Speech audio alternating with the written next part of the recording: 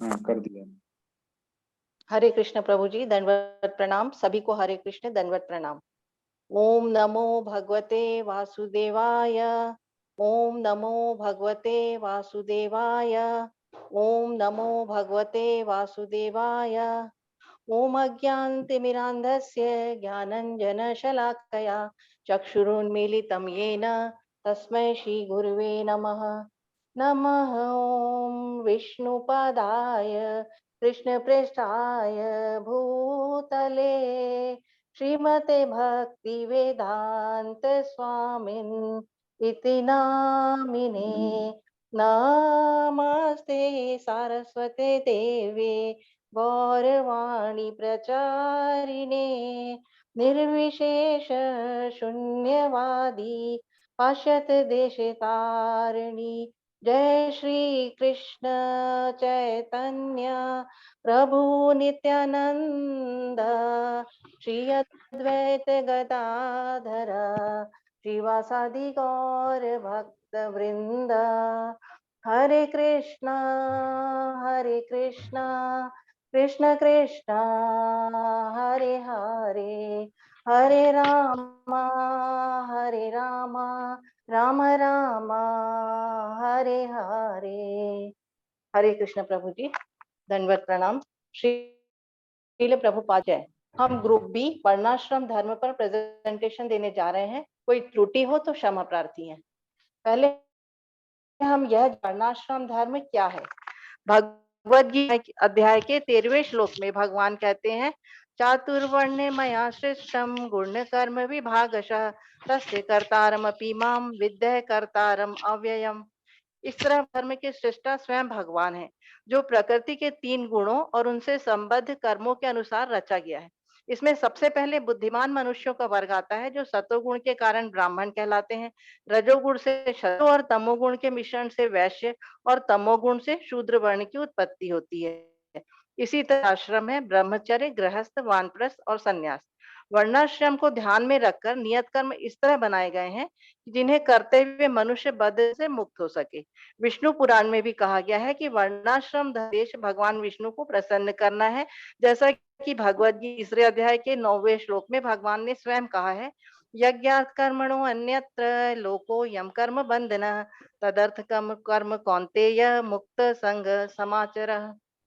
पहले अध्याय के 39 श्लोक, कुलक्षये प्रणश्यन्ति कुल धर्मा सनातना धर्मे नष्टे कृष्णम अधर्मो अभिभवत्युत। अर्जुन का युद्ध नहीं करने का एक कारण था कुल धर्म का विनाश। वर्णाश्रम धर्म के अनुसार परिवार में से लेकर मृत्यु तक अनेक संस्कार होते हैं, जो परिवार के वरिष्ठ सदस्यों के मार्गदर्शन में संपन्न होते हैं। किंतु अगर युद्ध में वृद्ध और युवा सदस्यों की मृत्यु हो जाएगी तो परंपराएं नष्ट हो जाएंगी। 1.40, स्त्री और बच्चे संरक्षण के अभाव खुश होकर अधर्म में प्रवृत्त होंगे। इससे समाज में अव्यवस्था से अवांछित संतानें, जिन्हें वर्ण संकर कहते हैं, उत्पन्न होंगी। अवांछित संतानों को परंपरा नहीं होने से नारकी जीवन उत्पन्न होगा। पिंडदान, श्राद्ध जैसी परंपराएं लुप्त हो जाएंगी, जिससे कि पितरों का उद्धार नहीं होगा, वह अपने स्थान से नीचे गिर जाएंगे। पिंडदान विष्णु पूजा द्वारा किया जाता है, जिसमें विष्णु को अर्पित भोग का उच्चिष्ट खाने से पितरों को मुक्ति मिल जाती है। इस तरह पीढ़ी दर पीढ़ी चली आ रही परंपराएं विनष्ट हो जाती हैं। जो कुल धर्म का विनाश करते हैं वे नरक में वास करते हैं। अर्जुन ने यह ज्ञान अपने गुरुओं से प्राप्त किया था। वर्णाश्रम धर्म के अनुसार हर मनुष्य को अपने पापों का प्रायश्चित अवश्य करना चाहिए। मनु संहिता में प्रत्येक पाप का अलग अलग प्रायश्चित का वर्णन। इस तरह का उद्देश्य सामाजिक व्यवस्था को सुचारू रूप से जिससे मनुष्य मोक्ष कर सके। श्रील प्रभुपाद जी ने भी इसी उद्देश्य कृष्ण भावनामृत अर्थात इस्कॉन की स्थापना की, जिससे हर मनुष्य कृष्ण भावना भावित जीवन जीते हुए बद्ध जीवन से मुक्त हो सके। हरे कृष्ण प्रभु जी, अब इस विषय को आगे ले जाएंगी ज्योति माता जी। हरे कृष्णा प्रभु जी, दंडवत प्रणाम। हरे कृष्णा सभी को। अब हम भगवत गीता के अध्याय 2 31 श्लोक के बारे में पढ़ रहे हैं। भगवान जी इसमें भगवान जी अर्जुन को कहते हैं कि क्षत्रिय होने के नाते उसका युद्ध करना कर्तव्य बनता है, उसका धर्म बनता है, और अगर वो युद्ध नहीं करेगा तो वो उसके लिए सही नहीं होगा। फिर भगवान जी उसे समझाते हैं अर्जुन को कि एक वो क्षत्रिय धन्य है, वो क्षत्रिय बहुत ही खुशनसीब हैं जिनको बार बार युद्ध करने का अवसर प्रदान होता है। और अगर वो युद्ध भूमि में युद्ध करते करते मर जाता तो उसे स्वर्ग का राज्य मिलेगा, और अगर वो युद्ध में विजयी हो जाता है तो वो धरती पे राज्य भोगेगा। तो दोनों ही केस में, दोनों ही तरीकों में उसके लिए श्रेष्ठकर है। अब भगवान जी अर्जुन को समझाते हैं कि अगर वो युद्ध नहीं करेगा तो उसके जो विरोधी हैं वो ये नहीं कहेंगे कि अर्जुन ने अपने उसके जो शत्रु पक्ष के लोग हैं वो ये नहीं कहेंगे कि अर्जुन ने दया करके युद्ध भूमि छोड़ दी। वो उसका उपहास उड़ाएंगे, वो कहेंगे कायर था, डर के भाग गया। तो इसलिए भगवान उसे समझाते हैं कि एक क्षत्रिय के लिए ये मौत से भी बदतर है, उसको अपयश प्राप्त होगा। तो इसलिए भगवान जी उसे कहते हैं कि सम्मानित व्यक्ति के लिए अपयश मृत्यु से भी बदतर है। युद्ध भूमि छोड़ने से लोग उसे तुच्छ मानेंगे। उन्होंने अर्जुन को समझाया कि हे अर्जुन, तू सुख दुख लाभ हानि जीत पराजय के बारे में सोचे बगैर तू मेरी खातिर ये युद्ध कर। और अब हरे कृष्णा, अब आगे का सुमनलता त्यागी माता जी पेश करेंगी। हरे कृष्ण सभी को। श्रील प्रभुपाद जी की जय। प्रत्येक व्यक्ति प्रकृति के गुणों के अनुसार कर्म करता है, क्योंकि 3.5 में भगवान ने आत्मा को निरंतर गतिशील बताया है। यदि इसे हम कृष्ण भावना भक्ति में नहीं लगाते तो यह प्रकृति के गुणों को प्राप्त कर लेगी। 3.6 में भगवान कहते हैं कि कृष्ण भावना अमृत तक पहुंचने के लिए हमें आत्म शुद्धि करनी होगी। लोग कृष्ण भावना अमृत होने का दिखावा करते हैं, उनका मन विषय भोग में ही लगा रहता है। ऐसे पाखंडी और धूर्त से बेहतर है वो गृहस्थ जो शास्त्र वेद के अनुसार कर्म करते हैं। 3.8 के अनुसार अपना नित्य कर्म हमें करना चाहिए, क्योंकि कर्म ना करने से अच्छा कर्म करना है। देह निर्वाह के लिए अपने जीवन के नियत कर्म का त्याग हमें नहीं करना चाहिए। यज्ञों वे विष्णु अर्थात हर कार्य भगवान की प्रसन्नता के लिए हमें करना चाहिए।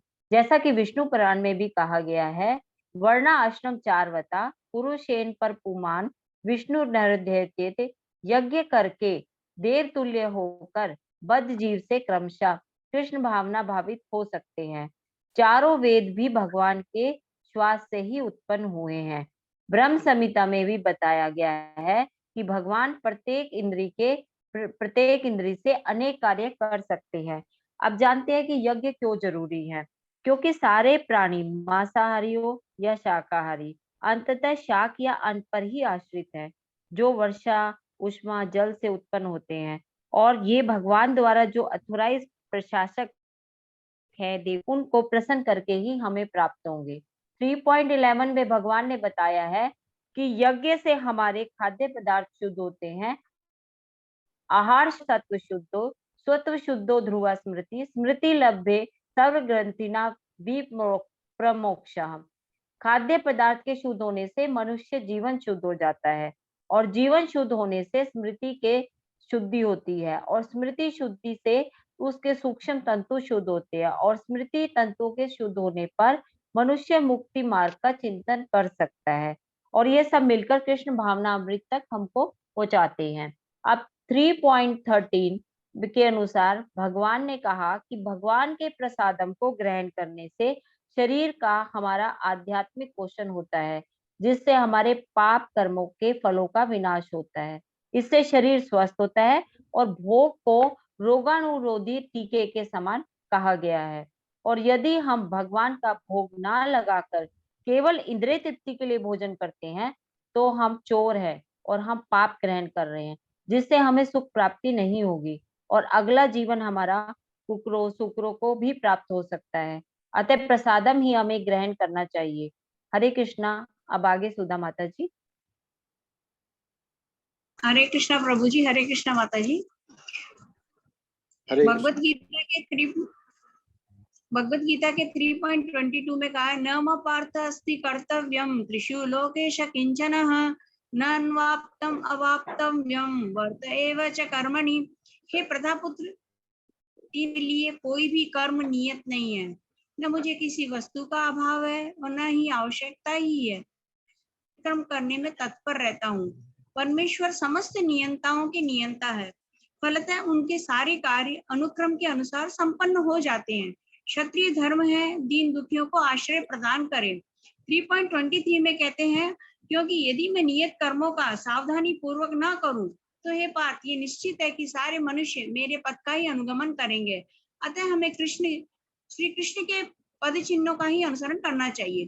3.24 में कहते हैं, यदि मैं नियत कर्म ना करूं तो ये सारे लोग नष्ट हो जाएंगे, तब मैं अवांछित जन समुदाय वर्ण शंकर को उत्पन्न करने का कारण हो जाऊंगा और इस तरह संपूर्ण प्राणियों की शांति का विनाशक बनूंगा।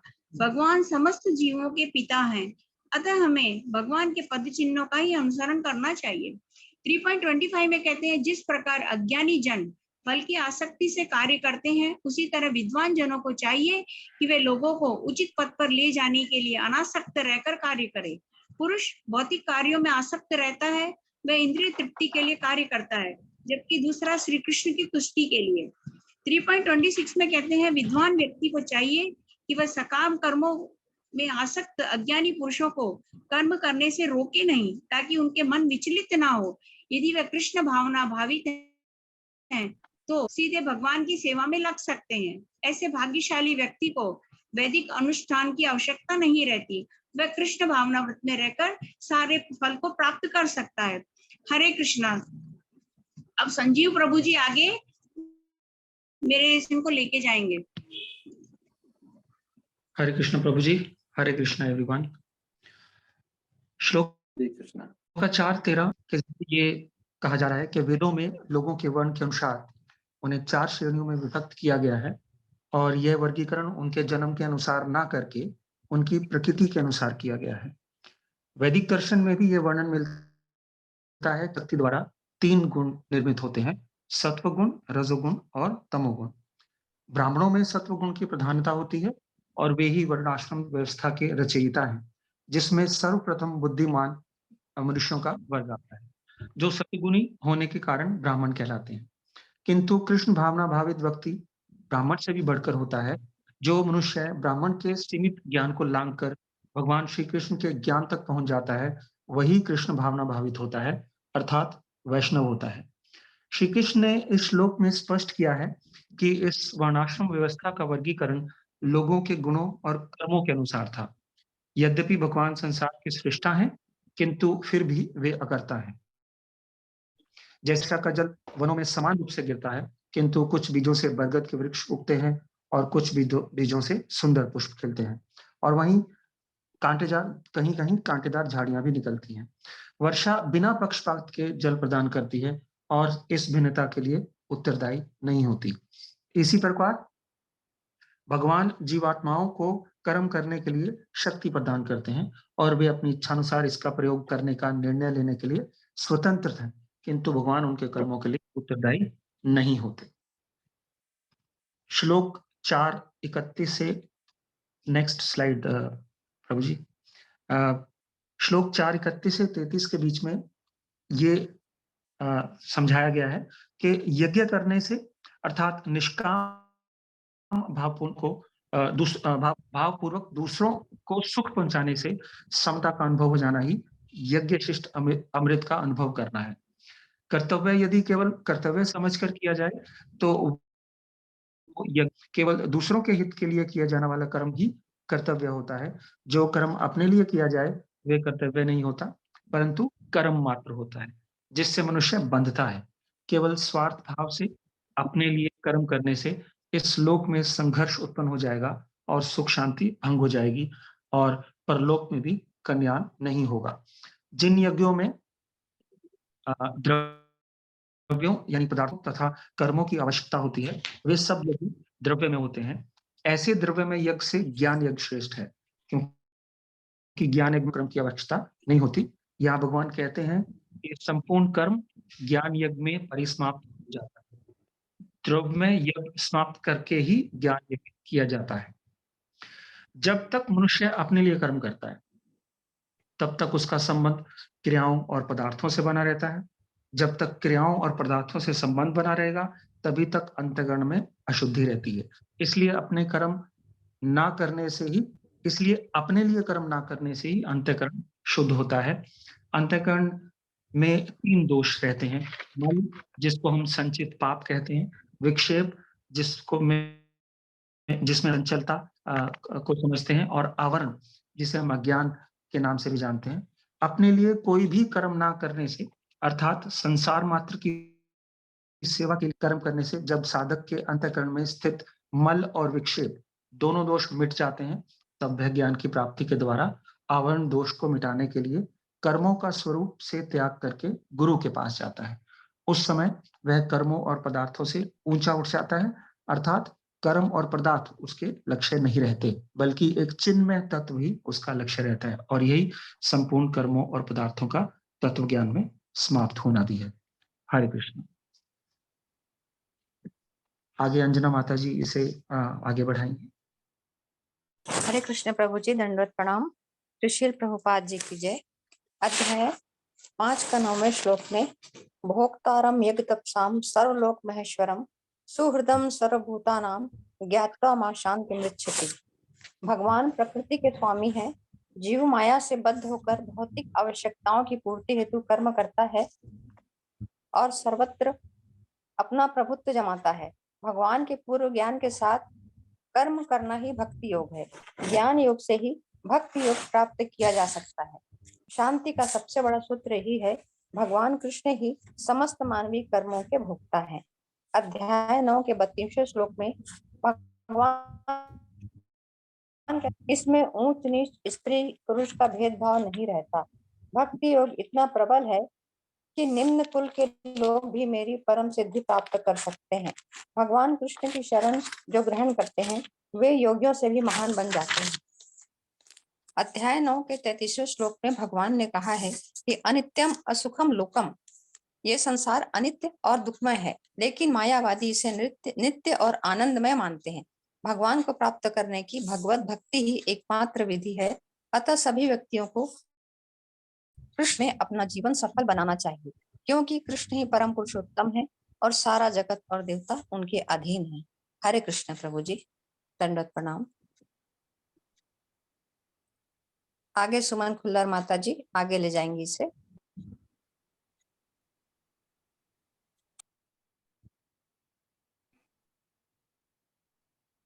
हरे कृष्ण सुमन खुल्लर माता जी। सुमन खुल्लर, हरे कृष्णा, म्यूट था मेरा, सॉरी। हरे कृष्णा, सबको दंडवत प्रणाम। मेरा अभ्यास 12 से लेके 10 श्लोक तक है। अभ्यास से अपि अर्थ अपि मत कर्म परम भवा मत अर्थ अपि कर्माणि कर्म सिद्धम अभ्यास्य।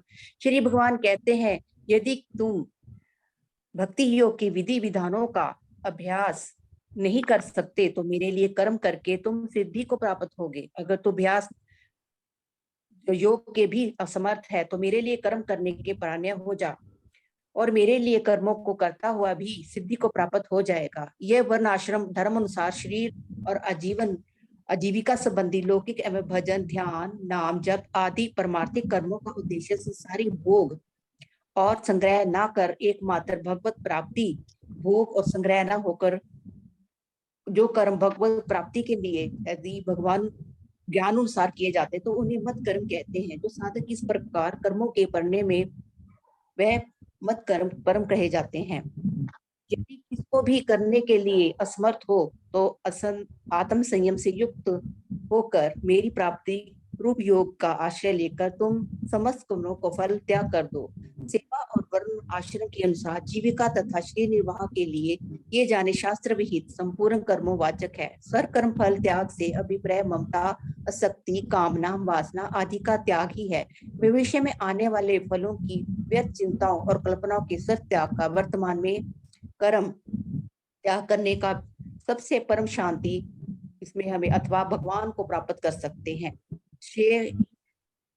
शे ही अज्ञान अभ्यासता ज्ञानत ध्यानम विशेषते ध्यानत कर्म फल त्यागा त्यागत शांति अंतरम। यत्रिक अभ्यास से बेहतर ज्ञान है, ज्ञान से बेहतर ध्यान, कर्मों के फल का त्याग धर्म ध्यान से उत्तम है, क्योंकि ऐसे त्याग के तुरंत बाद शांति मिलती है। इस भक्ति योग अभ्यास में भगवान के प्यारे भक्तों के सभी अद्भुत गुणों का वर्णन किया गया है जो भगवान को बहुत प्रिय है, जो समस्त प्राणियों के प्रति देश ईर्ष्या से मुक्त हो, जो मिलनसार, करुणामय, भक्ति में निरंतर एकाकार, आत्म संयम, दृढ़ संकल्प और मन और बुद्धि को भगवान को मुझे जो समर्पित करते हैं वह अभ्यास, ज्ञान, ध्यान तीनों साधनों से वस्तुतः कर्म फल त्याग कर साधना करते हैं। हमारा है अभ्यास दिया गया है वो है 16वें अभ्यास के 1 से लेकर 6 तक दिया गया है। भगवान ने कहा कि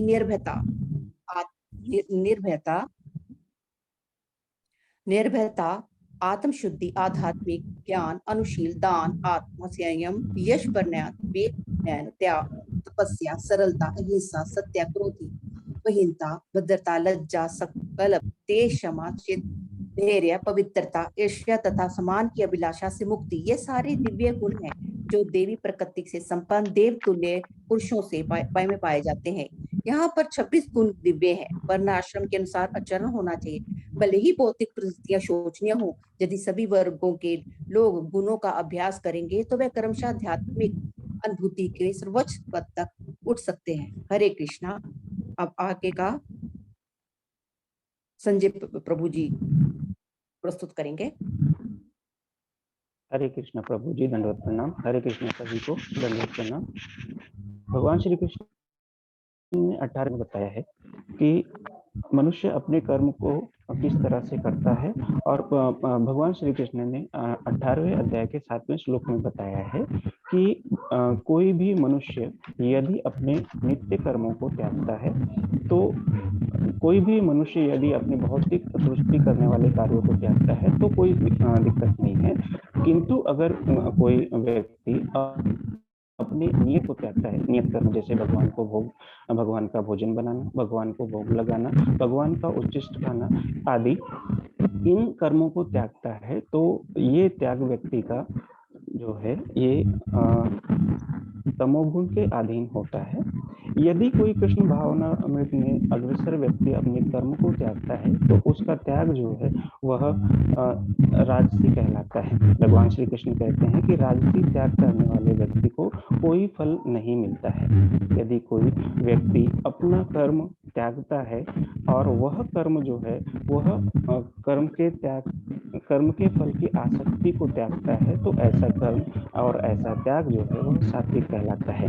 भगवान श्री कृष्ण 18वें अध्याय के 41वें श्लोक में कहते हैं, ब्राह्मणों, क्षत्रिय, वैश्य एवं शूद्रों को प्रकृति के 3 गुणों के द्वारा भेद किया जाता है। शमोदमस्तपः शौचम शांतिराजर्वमेव च ज्ञानम विज्ञानम आस्तिक्यम ब्रह्म कर्म स्वभावजम। अर्थात शांति प्रिय, आत्मसंयम, तपस्या, पवित्रता, सहिष्णुता, सत्यनिष्ठा, ज्ञान, विज्ञान तथा धार्मिक स्वभाव गुणों द्वारा ब्राह्मण अपने कर्म करते हैं। शौर्यम तेजो क्षितिर्दाक्ष्यम युद्धे चाप्य पलायनम दानमेश्वर भावस्य क्षात्रम कर्म स्वभावजम। वीरता, शक्ति, संकल्प, दक्षता, युद्ध में धैर्य, उदारता तथा नेतृत्व ये क्षत्रियों के स्वाभाविक गुण होते हैं। एवं कृषि करना, गोरक्षा करना तथा व्यापार ये वैश्यों के कर्म होते हैं। एवं शर्म तथा अन्यों की सेवा करना ये आदि शूद्रों के काम होते हैं। भगवान श्री कृष्ण जो है 18वें अध्याय के 45वें श्लोक से 48वें श्लोक तक बताते हैं, भगवान की उपासना करते हुए अपने कर्मों को करते हुए पूर्णता पाई जा सकती है। अपना वृत्तिपरक कर्म भले ही त्रुटिपूर्ण हो, परंतु किसी अन्य के कार्य को अच्छी तरह करने में से श्रेष्ठ होता है। स्वभाव से उत्पन्न कर्म भले ही दोषपूर्ण हो, उसे कभी त्यागना नहीं चाहिए। हरे कृष्णा प्रभु जी। वाञ्छाकल्पतरुभ्यश्च कृपा सिन्धुभ्येव च पतितनाम पावनेभ्यो वैष्णवेभ्यो नमो नमः। अनंत कोटि वैष्णव वृंद की जय। हरे कृष्णा प्रभु जी, दंडवत प्रणाम। कोई हमसे भूल हुई हो तो उसके लिए क्षमा करें। हरे कृष्णा, बहुत अच्छी प्रेजेंटेशन रही। तो इस ग्रुप से मेरा ये है कि ये बताएंगे कि जो आश्रम व्यवस्था है वो आवश्यक क्यों है, और आश्रम का शब्द क्या है? आश्रम मतलब क्या?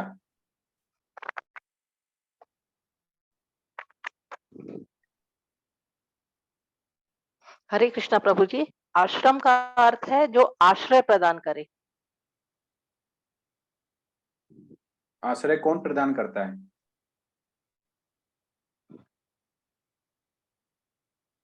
ईश्वर। नहीं तो आश्रय तो आपको झोपड़ी में भी मिल जाएगा, तो इतना राजमहल क्यों चाहिए? सबके तो पक्के मकान होंगे और लग्जरी आइटम होंगे, जितने भी अभी डिवोटी हैं इंक्लूडिंग मी, तो इसमें तो सबके लग्जरी हैं। तो आश्रम का मतलब ही आश्रय था। आश्रय मतलब एक झोपड़ी, जो कि तपस्वियों और वन में रहने वाले ऋषि मुनि उनका निवास स्थान हुआ करता था, उसे बोलते थे आश्रम। तो ये एक मनुष्य की अवस्था थी रहने के लिए। लेकिन हम उन जब वर्ण और आश्रम क्यों गायब हो गए? इसलिए गायब हो गए कि आज हमने आश्रम को आश्रय छोड़ा ही नहीं है। आज आश्रय नहीं रह गया, ना भगवान का आश्रय है ना हमारा आश्रय है। हम लोगों ने 4 श्रेणियां जो वर्ग की हैं, चरण हैं, उनको भी खो दिया।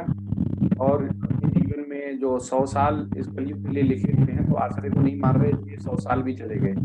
तो ये सारे चरण हैं वो इसलिए। और आश्रम व्यवस्था कौन बताएगा? आश्रम व्यवस्था है वो आवश्यक क्यों है, और इसका कोई उदाहरण बताइए। ब्राह्मण का मतलब क्या है? ब्राह्मण किस शब्द से बना हुआ है? हरे कृष्णा प्रभु जी, ब्राह्मण मतलब जिसको ब्रह्म का ज्ञान हो गया हो, उसको उस श्रेणी को ब्राह्मण श्रेणी बोला जाता है। इससे कोई जाति का संबंध नहीं है।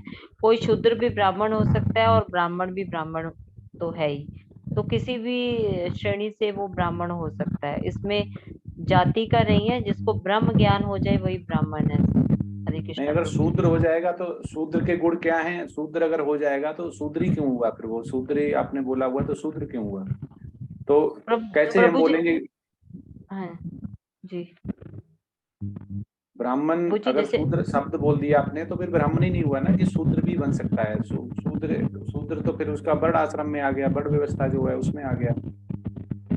प्रभु जी, वर्ण वर्ण व्यवस्था उसके कर्मों से की गई थी कि अगर जो ब्रह्म का ज्ञान या जो सतोगुण है, जो जिनका माइंड से, जो बुद्धि से तीव्र है, उनको ब्राह्मण श्रेणी में रखा गया था। और जो क्षत्रिय हैं, जो युद्ध करते हैं राज्य की रक्षा के लिए, उनको क्षत्रिय में रखा गया था। मतलब उनके कर्म के हिसाब से रखा गया था। और जो व्यापार वगैरह करते हैं उनको वैश्य। तो ये जरूरी नहीं कि उसने अगर किसी भी जाति में जन्म लिया है, जाति तो है ही नहीं, अगर उसने किसी भी कर्म के करते हुए श्रेणी में जन्म लिया है, तो वो किसी भी श्रेणी से ब्राह्मण हो सकता है, अगर वो ब्रह्म के ज्ञान की तरफ और सतोगुण की तरफ आ गया, रजोगुण और तमोगुण छोड़कर। हाँ, तो ये जो वर्ण व्यवस्था होती है उसका बुद्धिमान, जो बुद्धिमान प्लस बुद्धिमान सतोगुण वर्ग होता है को। उसे ब्राह्मण बोलते हैं। जी जी और जी।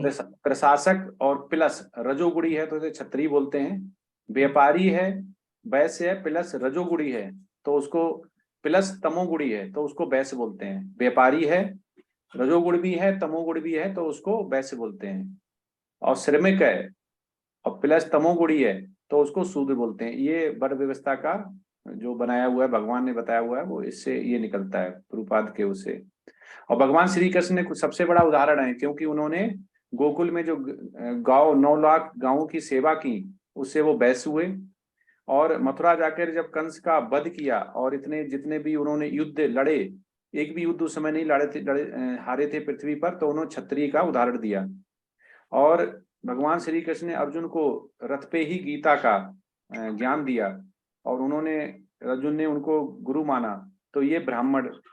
और अर्जुन के सारथी बने तो ये बने हैं शूद्र, क्योंकि सेवक हुए। तो भगवान श्री कृष्ण ने चारों वर्ण, चारों आश्रम यहीं पे बताए हुए हैं। तो इससे हमें सीख मिलती है कि जैसा भगवान ने किया हुआ है वैसे ही हमें करना चाहिए। और प्रेजेंटेशन काफी अच्छी थी। और हमें आश्रम व्यवस्था क्यों आवश्यक है इस कलयुग के लिए, वो जरूर होना चाहिए। क्योंकि मनुष्य ही एक ऐसा पृथ्वी 84 लाख योनियों को क्रॉस करके आया है जो भगवान को समझ सकता है और बोल सकता है, उनसे वार्तालाप कर सकता है अर्च विग्रह के द्वारा, जो कि मेल बॉक्स होता है। और मनुष्य सबसे बड़े लक्ष्य को प्राप्त कर सकता है। तो ये हमें समझना चाहिए कि कैसे करना है। तो ये सबसे अच्छा इसका ये होता है कि भगवान की भक्ति। सारा क्या है, ब्राह्मण क्षत्रिय वैश्य और शूद्र क्या है, ये कर्म करते हैं, और कर्म किसके लिए, भगवान की भक्ति। तो इससे मनुष्य का जो जीवन है, पशु जीवन, पशु भी हमारे समान करता है, उससे ऊपर उठकर हमें सोचना होता है। और बड़ा आश्रम के लिए भक्ति क्या अनिवार्य है? हाँ, यस, भक्ति बहुत अनिवार्य है, भक्ति हमें करनी चाहिए। तो बड़ा आश्रम में हमें कैसे कर्म करें, आपने बताया प्रेजेंटेशन में वैसे कर्म करने चाहिए। तो प्रेजेंटेशन बहुत सही थी, अच्छी थी, आपने सब कुछ इंक्लूड किया। थोड़ा और छोटा इसको क्रिस्प करें, थोड़ा छोटा बनाएं, और श्लोका सारे रखने जरूरी नहीं है, बीच में बैकग्राउंड में आप पढ़ सकते हैं श्लोका, लेकिन तात्पर्य ढंग से समझ में आना चाहिए, उसका मीनिंग समझ में आना चाहिए। हरे कृष्णा। अब दूसरी प्रेजेंटेशन चालू कर सकते हैं। हरे कृष्णा। ग्रुप सी, हेमाली माता जी सभी मैंने कर दिया है माता जी। हरे जी कृष्णा माता जी। बाकी ग्रुप के मेंबर्स को बोल रही हूँ। हाँ प्रभु जी पहले वालों को कोस्टिंग निकाल दीजिए। ठीक है। लवलीन माता जी, महुआ माता जी, हेमाली माता जी, सौम्या माता जी, रक्षा माता जी, सुनीता माता जी, पद्मिनी माता जी, अनीता माता जी और आकाश प्रभु जी हैं क्या माता जी? नहीं, आकाश प्रभु जी नहीं कर पा रहे, वो बहुत बिजी रहते हैं, कोई टेम्पल का इवेंट चल रहा है, जी जी जी तो ठीक है। वो नहीं कर पाए। तो 1 2 3 4 5 बाकी 3 बाकी है माता जी। लवलीन माता जी हो गए। महुआ माता जी, महुआ माता जी नहीं आई है, शायद उनको आ गए, नहीं है वो भी हो गए। हेमाली माता जी, आई सौम्या थिंक सब माता आ जी, गए, सब आ गए। आगे 1 2 3 4 5 6 7 7 है ना, 8 प्रभु जी नहीं है इसमें। सुनीता शर्मा माता जी है। हाँ, रक्षा माता जी, रक्षा माता जी वो नहीं है। नहीं मैंने देखा था माता जी है माता जी। मैंने म्यूट का रक्षा ऑप्शन नहीं माता जी रखा है, कोई भी म्यूट कर सकता है, अपने आप अनम्यूट कर सकता है। रक्षा माता जी है ना, क्यों वो जी जी अनम्यूट रक्षा करे? माता जी एड्रेस करें माता जी। मैंने उनको बोला आज तो आप अनम्यूट करें रक्षा माता जी। अरे आप अनम्यूट करें, ऐसा बोले। रक्षा माता जी अनम्यूट करें, हैंड रेस करें। ये है फिर भी अनम्यूट नहीं कर मैंने पाया। ऑप्शन डिसेबल नहीं किया है, कोई भी अपने आप को अनम्यूट कर सकता है। ठीक प्रभु जी। मैं इनको प्रभु जी बोल वो तो रही alert हूँ, लेकिन होने वो चाहिए कर ना, नहीं रहे, alert लेकिन होने बीच में, चाहिए। लेफ्ट हो गए। लेकिन वही लोग जो बोल रहे हैं वही करें। हाँ देखिए माता जी देखिए, अभी रक्षा माता जी आते हैं तो बढ़िया है, वरना मैं उनका बैकअप लेके बोल दूंगी। ओके माता जी। हरे कृष्ण। हाँ, स्टार्ट करें माता जी। कौन कर स्टार्ट रहा है करें। PPT run? आप पीपीटी में सौम्या माता जी करेंगे। सौम्या माता जी। जी माता जी। हरे कृष्णा। हरे सौम्या कृष्णा माता सभी को। इनको बनाना पड़ेगा वो। जी होस्ट बनाएंगे तो मैं। हाँ, बना दिया। सुंदर प्रभु जी आप माइक ऑफ रखें, आपकी माइक बहुत वॉइस कर रही है।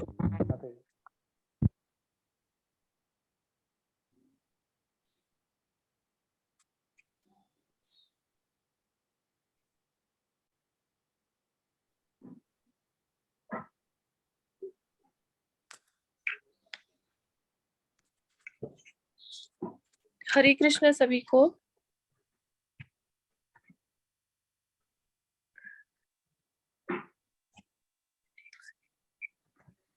माता जी पीपीटी दिख रही है? जी जी माता जी। हाँ लिख रही है। हाँ, हरे कृष्णा सभी को, दंडवत प्रणाम। मैं सौम्या बिस्वाल ग्रुप सी की पीपीटी मेकर हूँ, और हमारे साथ सारे डिवोटीज हैं ग्रुप सी के। हमारे लीडर हैं हेमांगिनी देसाई माता जी। हमारा जो आज सब्जेक्ट है वो है भक्ति योगा। तो हम शुरू करते हैं। हरे कृष्णा माता जी। हरे कृष्णा सभी को, दंडवत प्रणाम। मेरा नाम हेमांगी देसाई, ग्रुप सी की लीडर, और हमारा इस बात का सब्जेक्ट है भक्ति योग। भक्ति बहुत बड़ा सब्जेक्ट है। भगवत गीता को अगर भक्ति गीता होगा, यहाँ अतिशोक्ति नहीं कही जाएगी, क्योंकि उसके हर शब्द में भक्ति है। खैर, मैं इसको 2 मिनट में कंसाइज करना है, बहुत बड़ा चैलेंज है, फिर भी मैंने अपने आप से कोशिश की है कि बहुत छोटा से मैं आपको बहुत कुछ समझा सकूं। सबसे पहले भक्ति संस्कृत का मूल शब्द भस से निकला है, जिसका अर्थ है प्रेममयी सेवा, और संस्कृत में योग का अर्थ है जोड़ना। भक्ति योग के संदर्भ में आदर्श योगी जो भगवान के साथ पूर्णतः एक रूप है वो कौन है? तो अर्जुन के इस प्रश्न का उत्तर देते हुए भगवान श्री कृष्ण ने भगवद गीता में कहा है, जो भगवद गीता का अध्याय 12 पूरा का पूरा भक्ति योग पे है, जिसके एक एक श्लोक पे हम लोग पूरा प्रवचन दे सकते हैं। उसमें सबसे ज्यादा और सबसे अहम जो भक्ति योग का सार है वो है दूसरा श्लोक, कि भगवान वाच मय्यावेश्य मनो एमान नित्य युक्ता उपासते श्रद्धया पर्योपेता, स्ते में लगाते हैं और मैं ही उनके विचार में रहता हूँ। जो मुझे प्रेम और समर्पण के साथ बचते हैं और मुझ पर विश्वास रखते हैं, वही उत्तम श्रेणी के है। यही भक्ति योग का सार है, ये भगवान श्री कृष्ण का कहना है। भक्ति योग के भक्ति के दो प्रकार है, अपरा भक्ति, परा भक्ति। इसका शॉर्ट में मैंने विवरण किया है। अपरा भक्ति का मतलब है अहम भावपूर्ण प्रेम, और परा भक्ति है विश्व प्रेम। भक्ति के विभिन्न रस भी है, जिसको हरिदास साहित्य में पंच विद्या भाव कहते हैं, जिसको 5 रूप में हम डिवाइड कर सकते हैं। सबसे पहला है शांत भाव, जो भक्त आनंदमय शांत प्रसन्न चित्त होता है वो शांत भाव कहा जाता है। दास्य भाव हनुमान जी, कुछ कहने की जरूरत नहीं उसके बारे में ज्यादा। वात्सल्य भाव मैया यशोदा, वो भी है। सखा भाव अर्जुन उद्धव, महाभारत सब जानते हैं। सबसे अहम माधुर्य अथवा कांत भाव, यही भक्ति का सर्वश्रेष्ठ भाव है, जहाँ भगवान को, ईश्वर को भक्त अपने प्रियतम के रूप में देखते हैं, और वो है और कोई नहीं, राधा जी, मीरा, वृक्ष, गोपिया वगैरह। जिस ये माधुर्य और कांत भाव यही भक्ति योग का सार है। और सबसे अहम नव विद्या भक्ति, जो नवदा भक्ति बोलते हैं, जिस हमने लेवल 3 में भी महालक्ष्मी माता जी ने बहुत अच्छे समझाया है। मैंने इसका सिर्फ टोटली डिवाइडेशन ही किया है, ज्यादा मैंने लिखा नहीं है कुछ। उसका 9 भागों में वर्णन किया गया है। सबसे पहले श्रवण, भगवान के नाम की महिमा सुनना, कीर्तन, भगवान के स्तुतियों का गायन, स्मरण, भगवान को याद करना, पाद सेवन, भगवान के कमल रूपी पैरों की सेवा करना, अर्चन, भगवान की पूजा करना, वंदन, भगवान की प्रार्थना करना, दास्य, भगवान को स्वामी माना और उनकी सेवा दास भाव से करना, संख्या, मित्र भाव से भगवान की सेवा करना, सख्य आत्मनिवेदन, भगवान को पूरा का पूरा समर्पित होना। अभी इस से हमें व्यवहारिक ज्ञान क्या मिलता है? तो भगवान को परम लक्ष्य बनाकर श्रद्धा पूर्वक उनमें ध्यान लगाना ही जीवन की सिद्धि है। हरे कृष्णा सभी को, धन्यवाद, प्रणाम प्रभु जी। सौम्या माता जी आगे कौन है कृपया बताया ताकि वो प्रेजेंटेशन को आगे लेके जाए।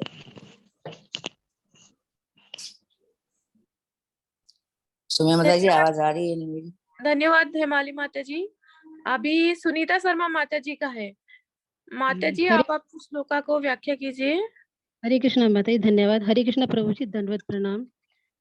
मैं भगवत गीता अध्याय 10 के श्लोक 8, 9, 10, 11 की बात करती हूँ। अहम सर्वस्य प्रभव मता सर्वं प्रवर्तते इति मत्वा भजन्ते मां बुधा भाव समन्विता। इसमें भगवान कहते हैं कि मैं ही सब चीजों का स्रोत हूँ, चाहे वो आध्यात्मिक हो या भौतिक हो, इसलिए सब कुछ मुझसे ही आता है। आध्यात्मिक तथा भौतिक जगतों के मूल श्री कृष्ण ही हैं। जो बुद्धिमानी है समझ जाता है, वह मूर्खों द्वारा पथभ्रष्ट नहीं होता, और वह प्रेम से मेरी भक्ति में लग जाता और हृदय से मेरी पूजा करते हैं।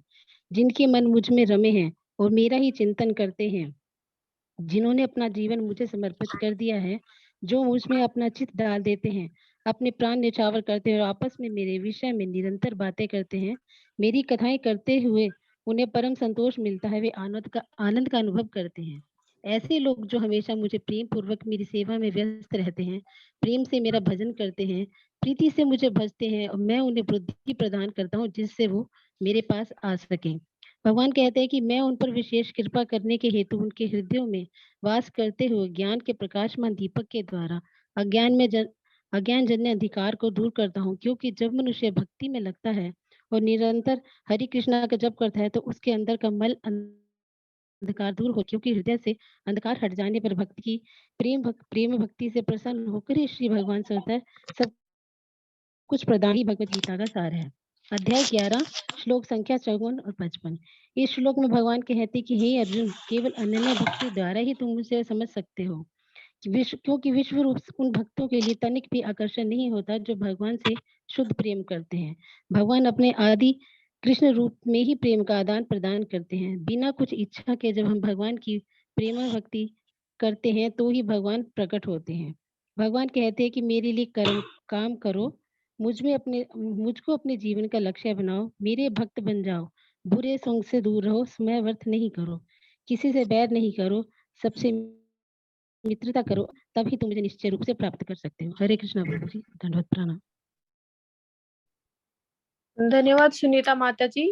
अब महुआ रोशन माता, आपका स्लाइड आ गया है, आप आगे ले चलिए प्रेजेंटेशन को। धन्यवाद माता जी, धन्यवाद माता जी। हरे कृष्ण प्रभु जी, हरे कृष्ण सभी को। जैसे कि आज की हमारी यह प्रस्तुति भक्ति योग पर है, भगवान श्री कृष्ण अध्याय 9 में अर्जुन को भक्ति योग के बारे में कुछ ज्ञान प्रदान करते हैं और अर्जुन के द्वारा यह ज्ञान हम साधारण मनुष्य तक पहुंचता है। उन्होंने अर्जुन को यह ज्ञान बिना किसी ईर्ष्या के सुनने के लिए कहा। वे कहते हैं यह भक्ति योग गुप्त है, यश है और योग प्राप्त करने का सबसे सरल मार्ग है। यह ज्ञान संपूर्ण विद्याओं का राजा है, यह राज विद्या है जो परम ब्रह्म में प्रवेश दिलाता है। भगवान कहते हैं इस दुनिया में सब प्राणी मुझ में हैं, किंतु मैं उनमें नहीं हूँ, पर जो मेरा अनन्य भक्त है मैं उसमें हूँ और वह मुझ में है। इस संपूर्ण जगत को धारण करने वाला एवं सभी कर्मों के फलों को देने वाला पवित्र ओंकार तथा सारे वेद भी वह ही हैं।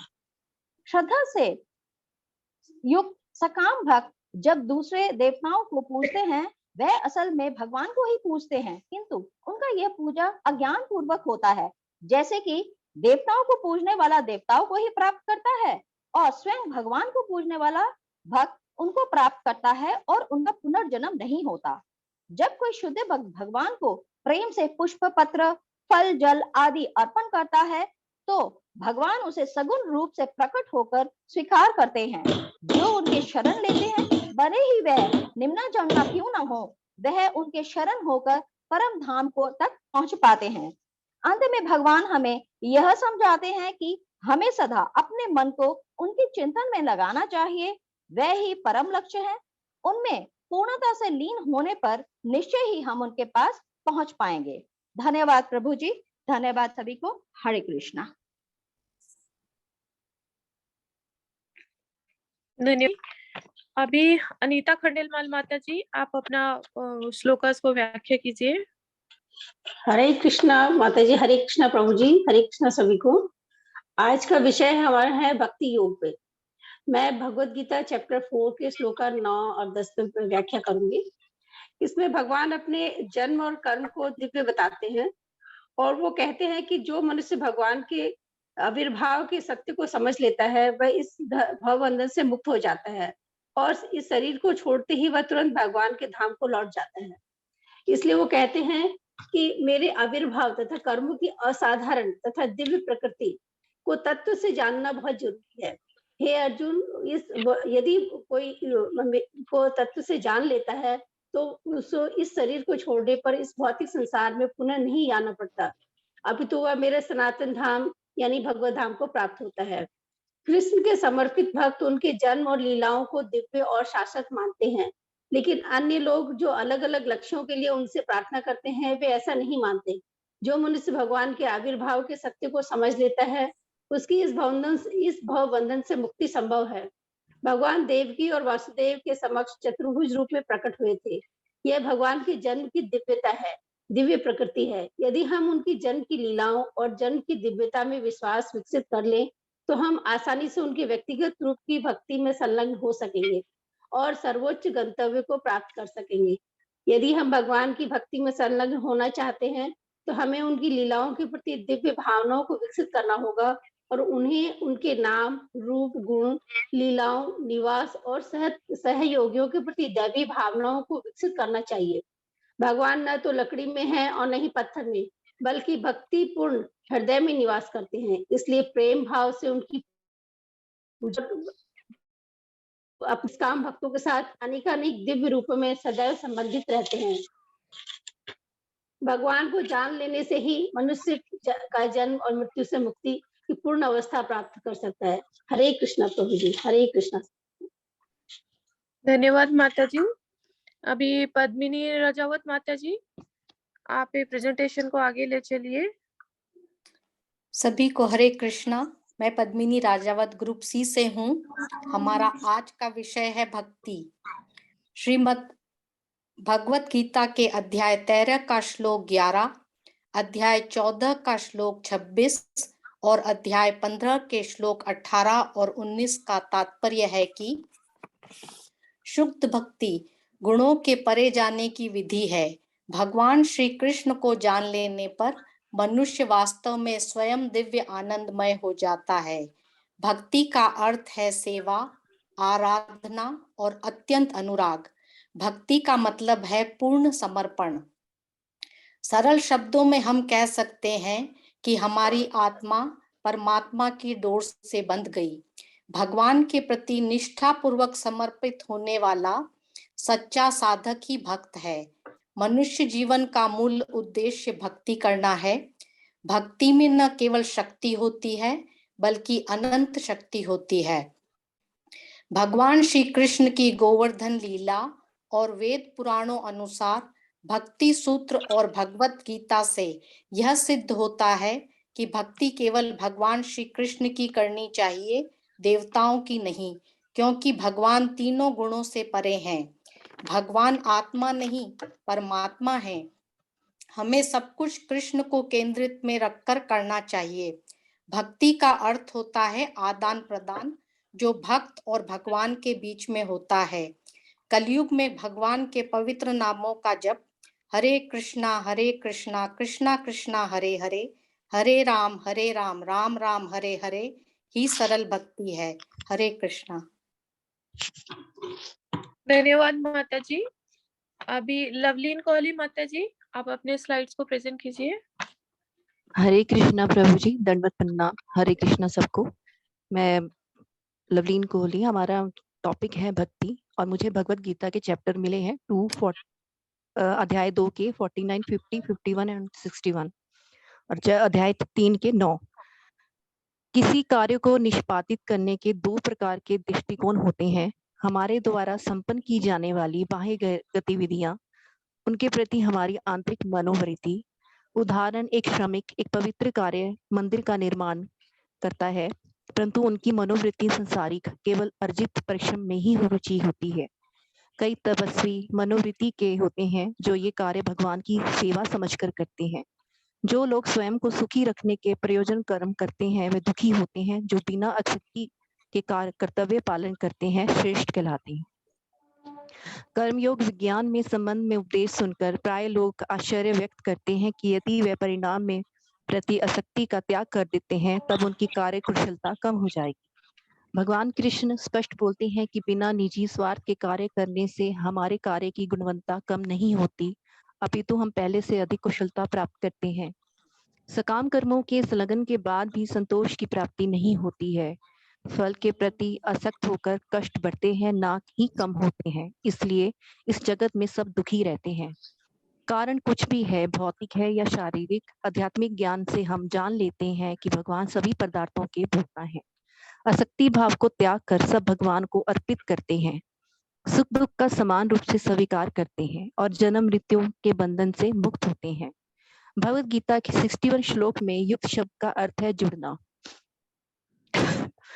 अम्बरीश महाराज ने अपने मन को श्री कृष्ण के चरण कमलों में, वाणी को उनके दिव्य नाम, रूप, गुण और लीला का गुणगान करने में, कानों को श्रवण करने में, नेत्रों को सुंदर मुकुट मूर्ति के दर्शन, अंग संग को भगवान के भक्तों के लिए, चरणों को स्पर्श में, नाक को प्रभु पर चढ़ाए जाने वाले पुष्प, तुलसी की सुगंध, चरण भगवान के मंदिरों की परिक्रमा और अपना श्री कृष्ण तथा उनके भक्तों के आगे झुककर प्रणाम करने में लगाया।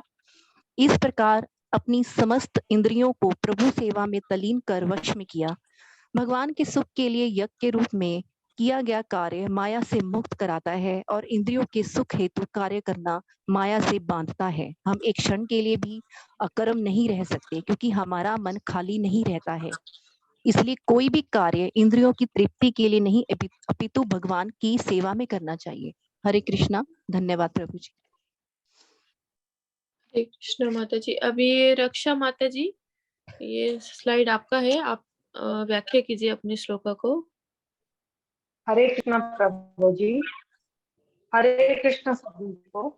मैं रक्षा सिंह भगवद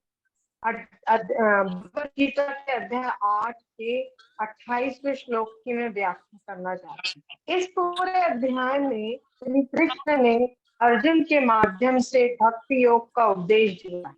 श्री कृष्ण कहते हैं जीवन के मेरा स्मरण करो, जिस भाव से मनुष्य प्राण त्यागते हैं उसी भाव को प्राप्त हो, इसलिए निरंतर मेरा स्मरण करो, अनन्य भाव से मेरी भक्ति करो, मैं उनके लिए सुलभ हूँ। अर्थात ऐसे भक्तों को मैं आसानी से मिल जाता हूँ। भक्ति योग में मनुष्य 5 प्रकार से भक्ति करता है: शांत भक्ति, दास्य भक्ति, सख्य भक्ति, वात्सल्य भक्ति, माधुर्य भक्ति।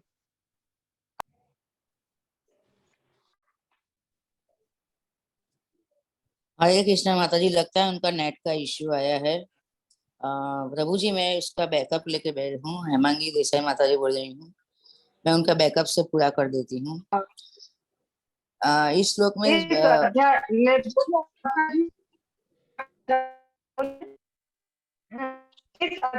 यह 28वां श्लोक अध्याय 8 का अंतिम श्लोक है। श्री कृष्ण जी कहते हैं कि जो व्यक्ति भक्ति मार्ग में आगे बढ़ता है वह वेदाध्ययन, तपस्या, दान, यज्ञ आदि से प्राप्त समस्त पुण्य फलों को आसानी से प्राप्त कर लेता है और मेरे परम धाम कृष्ण लोक को प्राप्त करता है। इस बात को श्रील प्रभुपाद जी ने इस प्रकार समझाया है कि प्राचीन काल में गुरुकुलों में वेदों का अध्ययन किया जाता था। इस प्रकार व्यक्ति अपने जीवन काल के 4 आश्रमों ब्रह्मचर्य, गृहस्थ, वानप्रस्थ, संन्यास का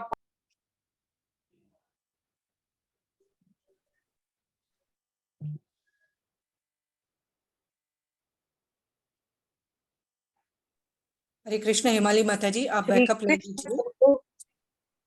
हाँ, वो भक्तों की जोड़ने की संगति कोशिश में कर रहे श्रीमद् हैं। भगवद गीता के अध्ययन में रहता है, वह कृष्ण भावना भावित हो जाता है और एक ही धक्के में मेरे विभिन्न आश्रमों के अनुष्ठानों को पार कर जाता है और यही कृष्ण प्रेम में पूर्ण अनुरक्ति ही जीवन की सिद्धावस्था कहलाती है। श्रीमद् भगवद गीता में भक्ति को सर्वोच्च स्थान दिया गया।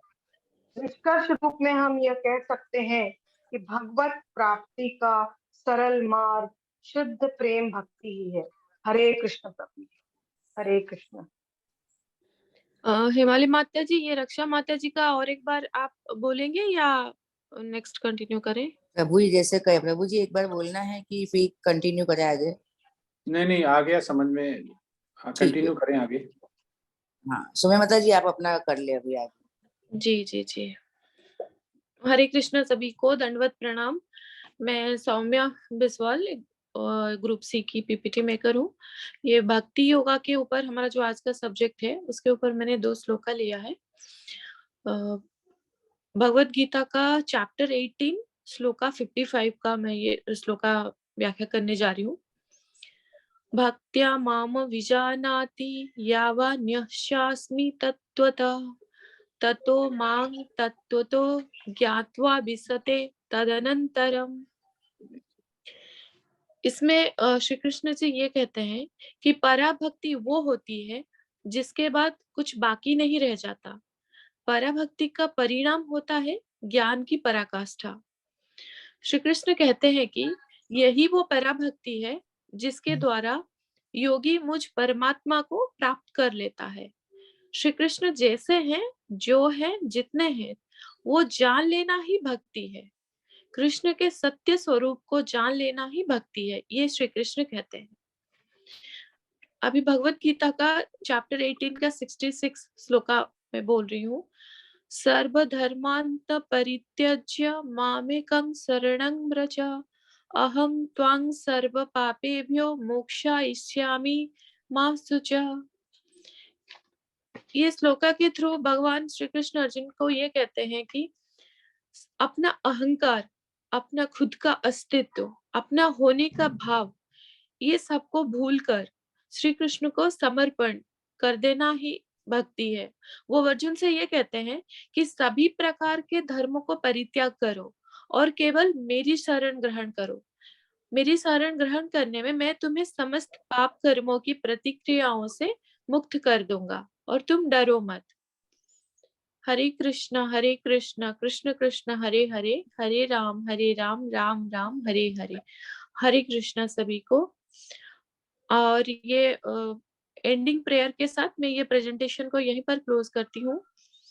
वांछा कल्पतरुभ्यश्च कृपा सिन्धुभ्य एव च पतितानं पावनेभ्यो वैष्णवेभ्यो नमो नमः।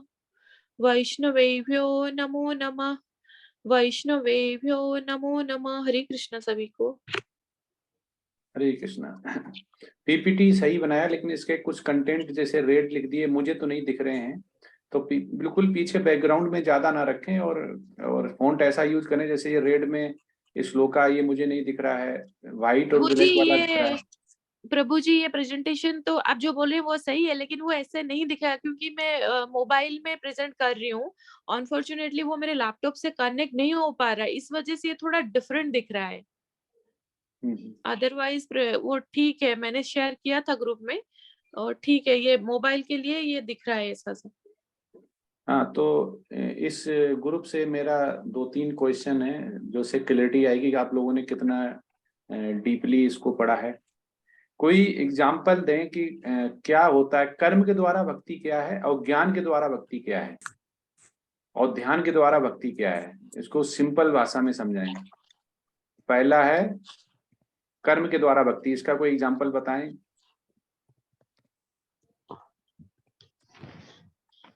मन भगवान में कार्य इंद्रियों से करने को या कर्म भगवान को अर्पण करने को कर्मों से भगवान की पूजा करने को भक्ति कहते हैं। आसक्ति संसार में भोगों को रखना कर्म, आसक्ति भगवान में रखना भक्ति, यही भक्ति है और इसे भगवान की प्राप्ति कराती है, यही कर्म भक्ति है।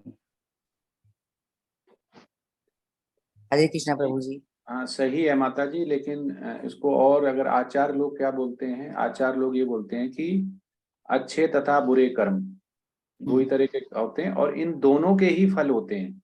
आप बोलोगे हमने बहुत, कल हमने कंबल बांट दिए, कल हमने काफी पैसे बांटे, कल हमने मिठाई बांटी, इसके मतलब आपने अपना जीवन जो इस पृथ्वी पे है निश्चित कर लिया, क्योंकि अब वापिस आने के लिए आना पड़ेगा आपको। तो जो हम मानव सेवा जो करते हैं, चाहे वो अच्छे बुरे कर्म हमें समझने पड़ेंगे। बुरे कर्म है तो उसका तो फल मिलना ही मिलना, लेकिन अच्छे का भी होता है। कभी कभी हम नहीं समझ पाते हैं, हम पुण्य कर्म समझ लेते हैं कि ये पुण्य कर्म है, ये हमें भगवत धाम लेके जाएंगे, हमें स्वर्ग लेके जाएंगे, हम इतनी सोच पाते हैं। तो अच्छे तथा बुरे कर्म होते हैं, उनके सभी के फल होते हैं, लेकिन एक फल जो ऐसा होता है निष्काम, जिसकी हमें इच्छा नहीं होती, जिससे हम बंधते नहीं है। तो आचार्य लोग बोलते हैं, नमानिष्ठाराज प्रभु जी और जय पताका स्वामी महाराज श्री प्रभुपाद अपने तात्पर्य में लिखते हैं कि जो भगवान को प्रसन्न करने वाले कर्म है, जो कृष्ण भावना भावित है, जिसके बदले में हमें कुछ नहीं चाहिए, अगर ये करते हैं तो ये भगवान की प्रेमा भक्ति में आता है, जो कि साधना भक्ति और भाव भक्ति से बड़ा होता है। जिस ट्रेन की टिकट लोगे आप उसी ट्रेन में बैठ पाओगे, अगर दूसरी ट्रेन में बैठ जाओगे तो आपका चालान कट जाएगा। तो भगवान के धाम जाने के लिए भगवान के अलावा कोई अनुमति नहीं दे सकता है। कृष्ण के बारे में कृष्ण के अलावा कोई नहीं बता पाएगा। आप अपने, मैं क्वेश्चन पूछता हूँ इसी ग्रुप से कि मान लो हिमाली माता जी हैं, उनके पिताजी के बारे में कौन बता पाएगा? हिमाली माता जी। हाँ मैं ही बता पाऊंगी, और कौन बता पाएगा? नहीं माता जी, आप भी नहीं बता पाएंगे। कृष्ण के बारे में कोई नहीं बता पाएगा। कृष्ण के बारे में ओनली कृष्ण बता पाएंगे, जो उन्होंने बोला है, जो लिखा है। तो आप पिताजी के बारे में आप पैदा होने से लेके अभी तक बता पाएंगी, लेकिन जब उनको समझ आई उसके बीच में उन्होंने बहुत सारी चीजें नहीं बताई होंगी आज तक, जो उन्हें पता होंगी, दिल में होंगी। 100% ही पिता बता पाएंगे, उसके अलावा कोई नहीं बता पाएगा। जो चीजें उन्होंने नहीं बताई होंगी वो कोई नहीं जान पाएगा, वो उनके मन में होंगी, दिमाग में होंगी। हम वो चीजें बता पाएंगे जो हम देखते हैं, जो वो कर्म करते हैं। हम उनके मन की बात नहीं जान पाएंगे, कितने पुण्य किए कितने पाप किए नहीं जान पाएंगे। ऐसे ही कृष्णा के बारे में इट सेल्फ कृष्णा ही बताएगा, तभी हम जान पाएंगे जी। तो कृष्णा से जुड़ने के लिए हमें जो कर्म है वो ऐसे करने पड़ेंगे, हे भगवान मैं वैसे कर्म करता हूं, मुझे आपसे जुड़ना है कि जिससे कि मैं कृष्ण भावना भावित हो जाऊं और भगवान का जितना भी साधना भक्ति भाव भक्ति है वो प्रेमा भक्ति में बदल जाए। दूसरा होता है ज्ञान के द्वारा भक्ति। अब कौन इसी ग्रुप का या और कोई बता सकता है, ज्ञान के द्वारा भक्ति अगर बात करते हैं तो कौन सा ज्ञान, कैसी भक्ति, क्या क्या ज्ञान से भी भक्ति हो जाती है? भगवान तो कहते हैं कि जो कर्म और योग और ध्यान योग से बड़ा है भक्ति योग, तो फिर उन्होंने ज्ञान के द्वारा भक्ति क्यों बोला है? तो ज्ञान जो है वो कौन सा ज्ञान, किस ज्ञान की बात कर रहे हैं? प्रभु जी शास्त्रों का ज्ञान।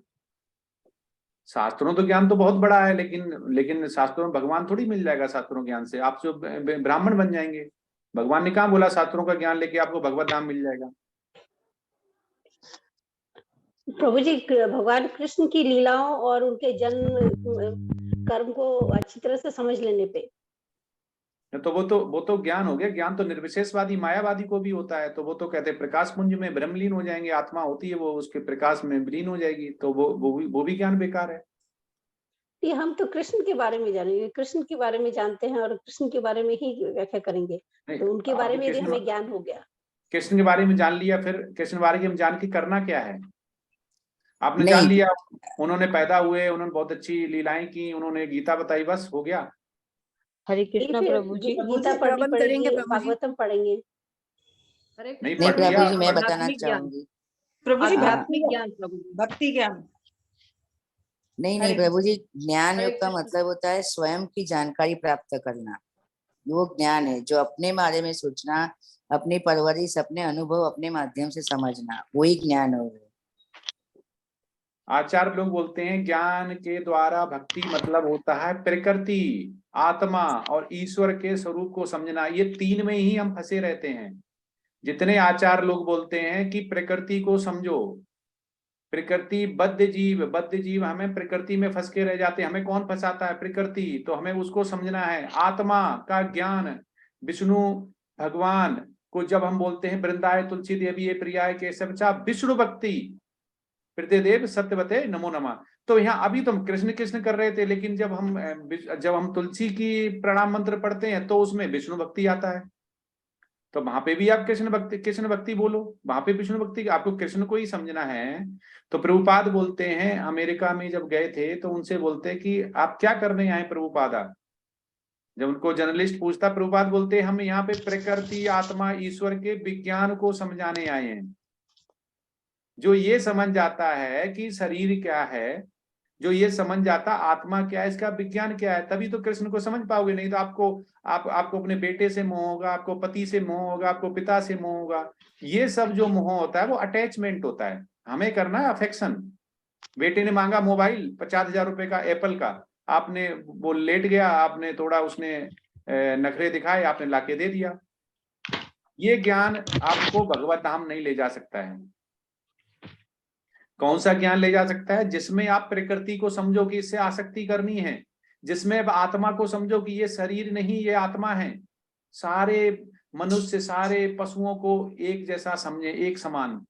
लूला हो, लंगड़ा हो, अंधा हो, काना हो, चीता हो, चींटी हो, हाथी हो, सब में क्या है? आत्मा है। और आत्मा कहाँ से आती है? भगवान का अंश है। ये तीन चीजें ही ज्ञान के द्वारा भक्ति दिलाती हैं। लेकिन ज्ञान लेना ही सब कुछ नहीं है, ज्ञान के द्वारा भक्ति योग करना यही होता है। फिर आता ध्यान के द्वारा। भगवान ने बोला ध्यान के द्वारा, इससे नहीं होता, कर्म के फल के त्याग दो। तो ये सब भगवान ने इसलिए बताया हुआ है क्योंकि विधियां बहुत होती हैं, रास्ते वही होते हैं, लेकिन सरल रास्ता भी भगवान बताता है।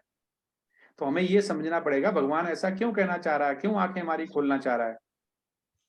तो एक कोई ये बताएगा सकाम कर्म और सकाम कर्म योग में क्या फर्क है? हरे कृष्ण प्रभु जी। प्रभु जी सकाम कर्म ये है कि जो हम कर्म कर रहे हैं और उसके बदले में हम कुछ चाह रहे हैं, यानी कि कर्म फल की इच्छा रख रहे हैं। और सकाम कर्म योग है कि हर सकाम कर्म तो कर्म करके उसके जो फल की इच्छा है वो भगवान को अर्पित कर रहे हैं। कर्म तो में वो तो रहते हुए फल नहीं, वो अगर सकाम कर्मी हो गया तो भगवान की इच्छा क्या करना है? फिर तो मानव सेवा करिए, भगवान को कर दी, मानव सेवा आपने करी, पुण्य आपको मिलेगा, आपको जन्म लेना पड़ेगा दोबारा। प्रभु जी, कर्म में रहते हुए कर्म फल को भगवान को अर्पित करना। फिर वो सकाम कर्म नहीं हुआ, अब तो निष्काम में चला गया ना फिर वो। सकाम कर्म में 84 चक्रों से मृत्यु और जन्म पुनर्जन्म से चक्र से बांधता रहता है, वो सकाम कर्म है। और निष्काम कर्म हमें इन सबसे परे और प्रकृति से परे ले जाता है, वो निष्काम और भगवान से मिलाते हैं, वो निष्काम कर्म है। मैंने पूछा माताजी, सकाम कर्म और सकाम कर्म योग हरे दोनों एक कृष्णा ही प्रभु चीज है, जी। इनमें क्या फर्क है? हरे कृष्णा प्रभु जी, सकाम कर्म अपने लिए किया जाता है, अपने किसी और जो सकाम कर्म योग होता है वो कर्म के द्वारा भगवान से जुड़ते हैं। वो सकाम कर्म योग कर्म के द्वारा जब भगवान से जुड़ते हैं वो सकाम कर्म योग है, और जो अपने फायदे के लिए किया जाता है वो सकाम कर्म है। बहुत अच्छा। अपने शरीर के लिए, चाहे वो अपना मनुष्य शरीर के लिए, चाहे मनुष्य शरीर हो, पशु शरीर हो, उसके लिए किया जाता है, उसे सकाम कर्म कहते हैं। जैसे बहुत अच्छा आचार्य लोग बताते हैं एग्जाम्पल, कि आप मंदिर में सेवा दे रहे हैं, ठीक है, लेकिन किसी ने बोला है तब दे रहे हैं, तो ये है सकाम कर्म। गुरु ने बोला आप सेवा दे रहे हैं, इसके मतलब गुरु ने बोला इसलिए आप सेवा दे रहे हैं। आपकी इच्छा नहीं थी देने की, इसके मतलब आपको बदले में कुछ चाहिए, लेकिन गुरु ने नहीं बोला और आप सेवा दे रहे हैं, योग कर रहे हैं, जोड़ रहे हैं, किसी ने नहीं बोला, आप अपनी इच्छा से गए हैं, उसके बदले में भी कुछ नहीं चाहिए। सकाम कर्म है लेकिन बदले में नहीं चाहिए, लेकिन किसी ने बोला नहीं है, तो इसको बोलते हैं सकाम कर्म योग। तो ये जो ध्यान योग, भक्ति योग, ज्ञान योग हैं, ये सारे योग ही भगवान की तरफ लेके जाते हैं। लेकिन अगर हम समझ लेते हैं कि हमारा प्रोग्रेस कैसी होगी, हम कैसे भगवान को पा सकते हैं, तभी हमें प्रेमा जिसे बोलते हैं शुद्ध भक्ति, तभी हमें आएगी। आसक्ति हमें हटानी पड़ेगी। अगर ये सब करते हैं तो नवदा भक्ति हो गई, और क्या नाम है, भक्ति के जो योग होते हैं कि 9 चरण हो गए, तो नवदा भक्ति में भी 9 चरण हैं और भक्ति योग में भी 9 चरण हैं। तो दोनों को अगर हम समझ लेते हैं तभी हम भगवान की भक्ति कर पाते हैं। तो कभी कभी हमें ये लगता है कि हम बहुत अच्छे कर्म कर रहे हैं, तो सुकृतनः और दुष्कृतनः आपने सुना होगा। दुष्कृतनः मतलब होता है भाग्यहीन, जिसमें चार तरह के लोग होते हैं जो भगवान को नहीं मानते, और सुकृतना होते हैं 4 तरह के लोग जो भगवान को मानते हैं। तो उसमें गजेंद्र हो गए जो विपदा में थे, उन्होंने बुलाया, विष्णु भगवान आए गरुड़ पे चढ़ के।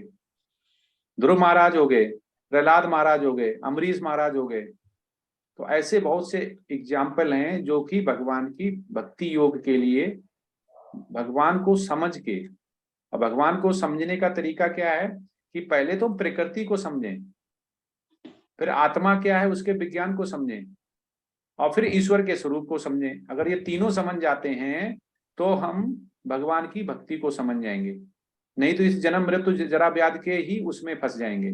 योग युक्तो विशुद्ध आत्मा विजित आत्मा जितेंद्रिय, भगवान बोलते हैं ना 5.7 में, कि अगर हम भगवान के स्वरूप को समझ लें और जितनी इंद्रियां हैं उनको जीत लें। भगवान को तो समझ लिया हमने, गीता पढ़ ली, श्रीमद् भागवतम पढ़ लिया, लेकिन हमने इंद्रियों पे कंट्रोल नहीं है हमारा, तो हम कैसे भगवत धाम जा पाएंगे? आसक्ति हमारी रहेगी। सर्वभूतात्म भूतात्मा कुर्वन्नपि न लिप्यते। तो भगवान यही समझाना चाह रहे हैं कि चाहे हमें कोई भी बीमारी हो, हम अगर जय पताका स्वामी महाराज को कितने बढ़िया एग्जाम्पल हैं कि वो चेयर पे रहते हैं, पैरालिसिस अटैक है, आंख से पानी आता है, मुंह से लार आती है, एक नमनेस है पूरे राइट पोर्शन में, हाफ में, लेकिन तब भी श्रीमद् भागवतम की क्लास ले रहे हैं। क्या भक्ति है! और हम लोग थोड़ी छींक आ जाए तो माला कम कर देते हैं, अरे आप तो ठंड लग गई, छींक हो गई, आज शाम को कर लेंगे थोड़ी माला, और नहीं तो कल कर लेंगे। ये शुद्ध भक्ति नहीं। हम अपने आप को बेंच मार्किंग बना लेते हैं। शुद्ध भक्ति यही कि हम पहले बिल्कुल खूब खा रहे पी रहे थे, एक्टेरियन थे, नॉन वेजिटेरियन थे, उससे थोड़ा आगे बढ़ते हैं, बोले बस बस यही भक्ति हो गई, इससे तो हमें अभी भगवत धाम मिल जाएगा। अगर भगवत धाम इतना आसान था तो श्री प्रभुपाद ने इतनी मुश्किलें क्यों पाई? इतना ही आसान था तो जड़ भरत महाराज ने इतनी मुश्किलें क्यों पाई? इतना ही आसान था जय पताका स्वामी महाराज ने, इतनी आसान था तो एनएनडी प्रभु जी ने क्यों अपना ब्रह्मचर्य और संन्यास ले रखा है? आईआईटीएन थे, अपने जॉब करते, आराम से पूजा पाठ करते। तो भगवत धाम जाना इतना आसान नहीं है। भगवत धाम जाने के लिए हमें प्रकृति, आत्मा, ईश्वर के स्वरूप को समझना है और भगवान से जुड़ना है। माला हमें बड़ी क्वालिटी के साथ करनी है। ये माला वैसे ही जैसे वैक्सीनेशन होती है, हम बीमार पड़ते हैं पैरासीटामोल लेते हैं, तो ये जो वैक्सीनेशन है आज कलयुग का, वो हमारी चैंटिंग है। चैंटिंग करते जाओगे वायरस खत्म होता जाएगा। तो इसलिए हमें ये करना चाहिए। तो ये सब भगवान की तरफ ले जाने के लिए धीमे धीमे अग्रसर होते रहना चाहिए। और इस कलयुग में सबसे अच्छा जो बोला हुआ है 4 प्रिंसिपल हो गए, 16 चैंट हो गए, आप राउंड करनी है। और जितना भी आप आसक्ति कम कर सकते हैं, इंद्रियों पे कंट्रोल कर सकते हैं, नवदा भक्ति और भक्ति के 9 चरण के जो योग हैं वो आपको 18 है, वो आपको समझने हैं, वो ही आपको ले जा सकते हैं। नहीं तो आप श्री प्रभुपाद कितने, श्री प्रभुपाद क्या बोलते हैं कि आपको कष्ट हटाने हैं, भगवान के शब्दों को बताना है, प्रीचिंग करनी है, तो उससे ही कष्ट हटेंगे सभी के, और कष्ट हटेंगे तभी हम भगवत धाम जा पाएंगे। हरे कृष्णा। अब नेक्स्ट प्रेजेंटेशन ले सकते हैं, 3rd। छोटी जल्दी करना, ज्यादा बड़ी नहीं करना। जी प्रभु जी। हरे कृष्णा। रूमा माता जी, अनुराधा माता जी, अनीशा माता जी, विनोद प्रभु जी, अनामिका माता जी। आप लोग म्यूट कर सकते हैं, केवल वो बता दो कि डिस्प्ले कौन करेगा, उसको मैं को-होस्ट बना देता हूँ। जी रूमा माता जी कौन सी आईडी से करेंगे वो बता दीजिए। माता जी वैसे तो दोनों पे ही वीडियो क्लियर है, मगर एक पे ज्यादा क्लियर है, तो मैं दोनों पे अवेलेबल हूँ। प्रेजेंट तो मैं इस वाले से करूंगी जिसमें थोड़ा डिम है लैपटॉप से, और वीडियो मैंने दूसरा भी ऑन किया हुआ है क्योंकि मैं दोनों को ही को-होस्ट बना दिया, आप जिससे चाहे उससे कर सकती हैं। जी। विनोद प्रभु जी कृपया करके अपना वीडियो ऑन कर दीजिए।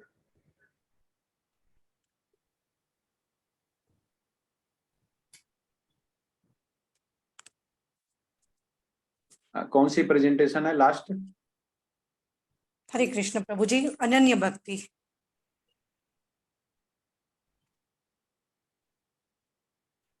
सभी डिवोटीज अपना वीडियो ऑन रखें।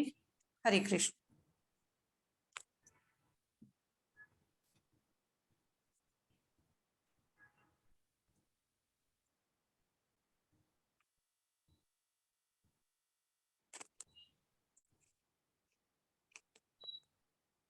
तो स्टार्ट करें प्रभु जी।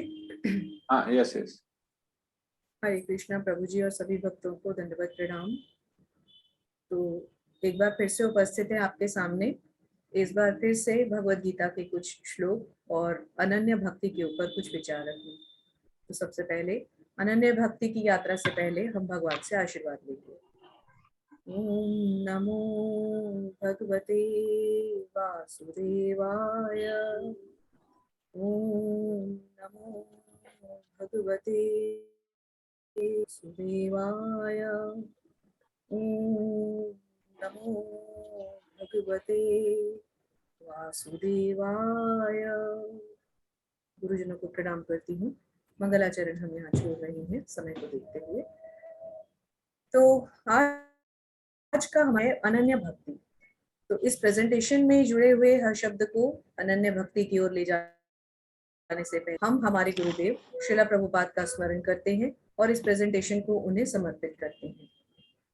हम इस ड्रेस नामनिष्ठा प्रभु जी को विशेष धन्यवाद देते हैं। प्रेरणा स्तोत्र इस्कॉन बेंगलुरु को विशेष धन्यवाद देते हैं, जिनके कारण हम यहाँ पर इकट्ठे हैं और अपने विचार रख पा रहे हैं। जय पताका स्वामी महाराज को हमारा नमन। तो आगे चलते हैं। आज हमने इस यात्रा का प्रारंभ सोचा है कि हमारी वरिष्ठ भक्त अनुराधा माता जी के घर से करें। एक एक करके यात्रा हम सभी भक्तों के घर से होती हुई चलेगी और आप सभी भक्तों को दर्शन कराते हैं कि अनन्य भक्ति में आज हमने भगवत सेवा की क्या तैयारियां की है। तो अनुराधा माता जी के घर चलते हैं और देखते हैं कि अनन्य भक्ति के लिए वो क्या तैयारी जुटा के बैठी है। श्री श्री राधा गोविंद जी की जय। अनुराधा माता जी, हरे कृष्णा। धन्यवाद रूमा माता जी, स्वागत है आप सभी का।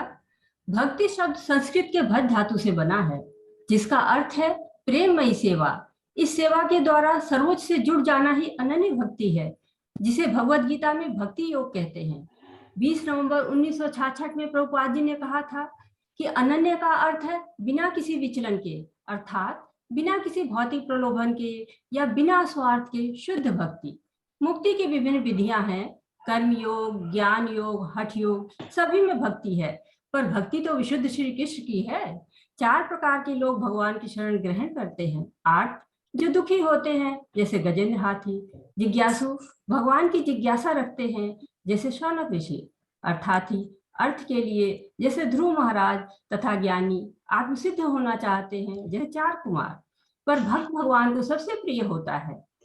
भक्त भगवान के गुह्यतम ज्ञान जो सभी विद्याओं का राजा है, गोपनीय है, परम शुद्ध है, आत्मा की प्रत्यक्ष अनुभूति कराने वाला है, धर्म का सिद्धांत है, अविनाशी है, अत्यंत सुख प्रदान करने वाला है, प्राप्त कर सकता है। यह ज्ञान विभिन्न दर्शनों का सार है तथा वेदांत से प्राप्त है। रूप गोस्वामी जी ने भक्ति के 5 मुख्य शक्तिशाली साधन बताए हैं। साधु सेवा, हरे कृष्ण महामंत्र का जाप, मूर्ति अर्चन, मथुरावास। और भगवान कहते हैं कि जो कुछ भी भक्त के पास है मैं उसकी रक्षा करूंगा, और जो नहीं है यानी कि सभी आवश्यकताओं की पूर्ति करूंगा।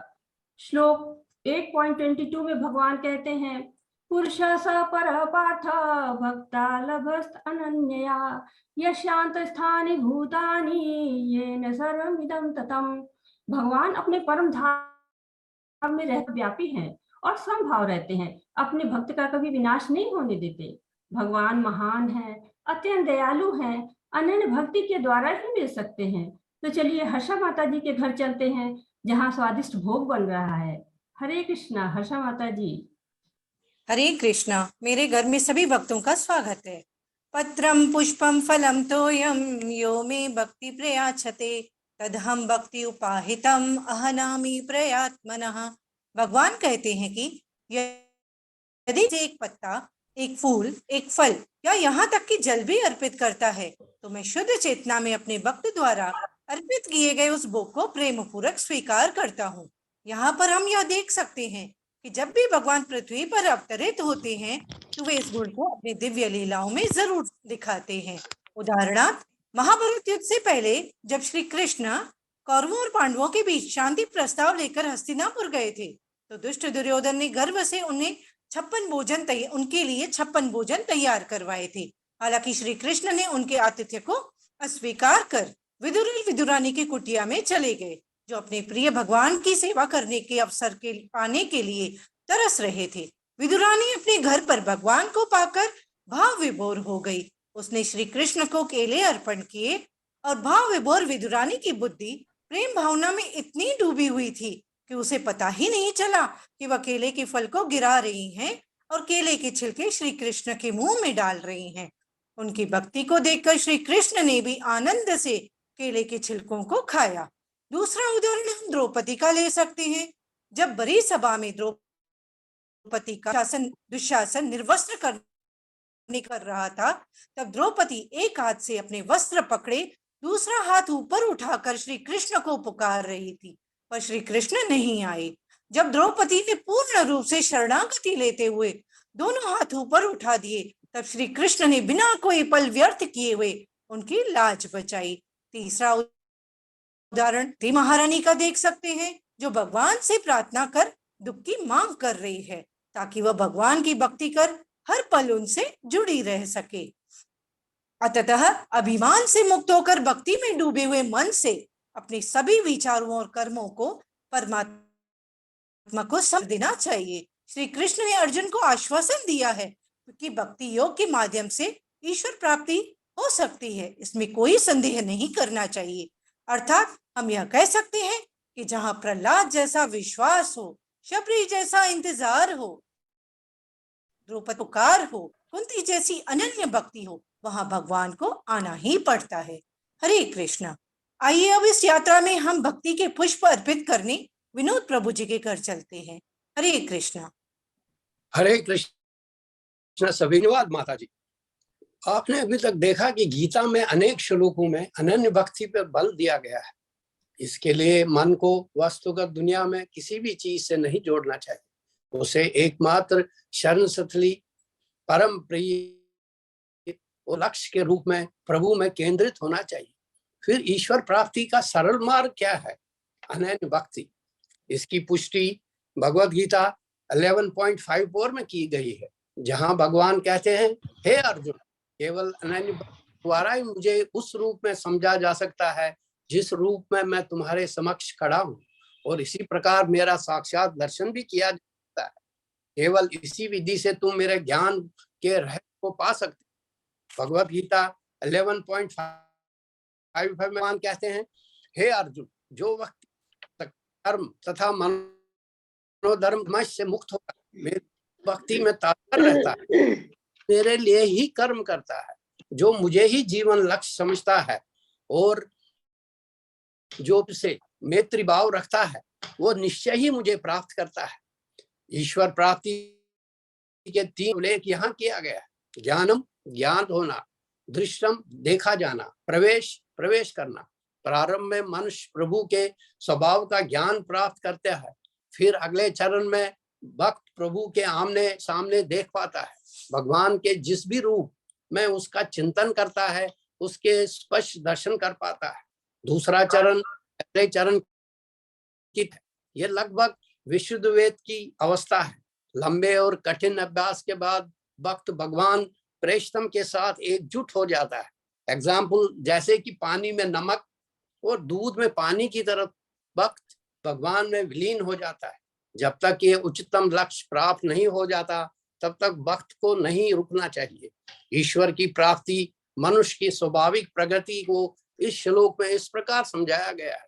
प्रभु को कैसे और किसके द्वारा महसूस किया जा सकता है? यहाँ 5 आवश्यक गुणों का उल्लेख किया गया है। मत कर्म, मत पन्ना, मत भक्ता, संग वर्जित, निर्वाह सर्वभूतेषु। उपरोक्त 4 गुण दवा की तरफ है। 5वां सार्वभौमिक प्रेम है, जो आहार की तरफ है। व्यक्ति की साधना सार्वभौमिक प्रेम में व्याप्त होनी चाहिए। हरे कृष्णा।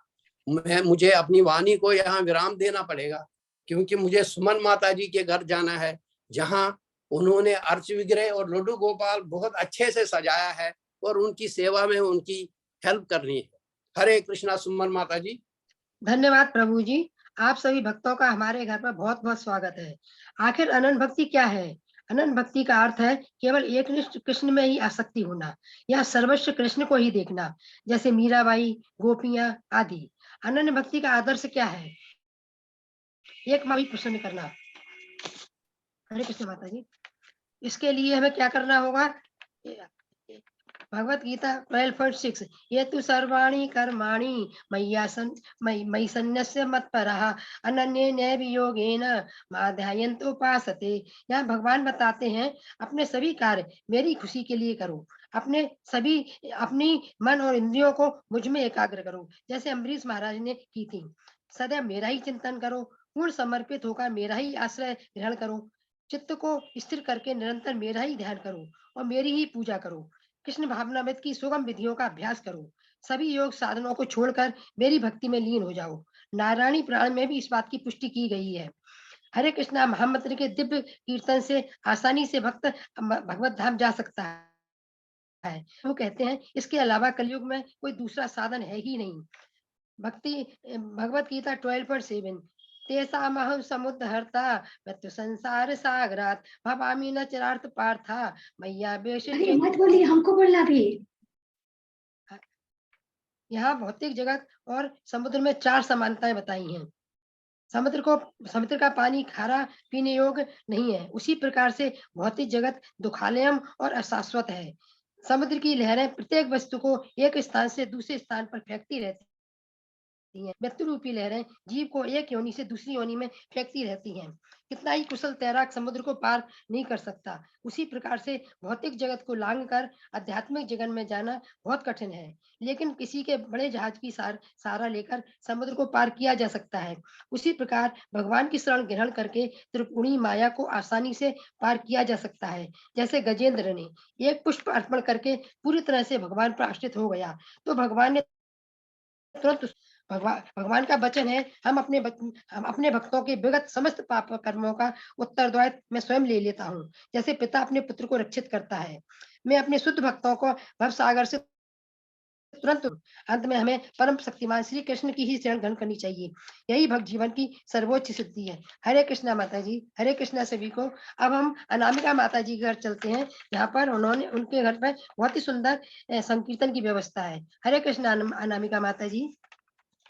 सभी भक्तों को हमारे घर में कीर्तन करने के लिए स्वागत करती हूँ। भक्तों को हरे कृष्णा। आइए सब मिलकर चैतन्य महाप्रभु के द्वारा दिए हुए इस महामंत्र की दीप ध्वनि के साथ कीर्तन करते हैं। हरे कृष्णा कृष्णा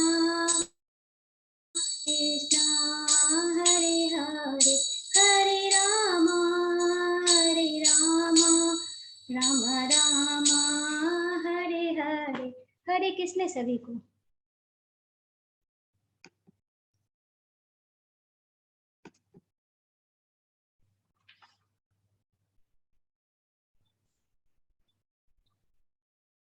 भक्ति का अर्थ होता है भगवान, भक्त की प्रक्रिया तथा भगवान और भक्त के बीच प्रेम का आदान।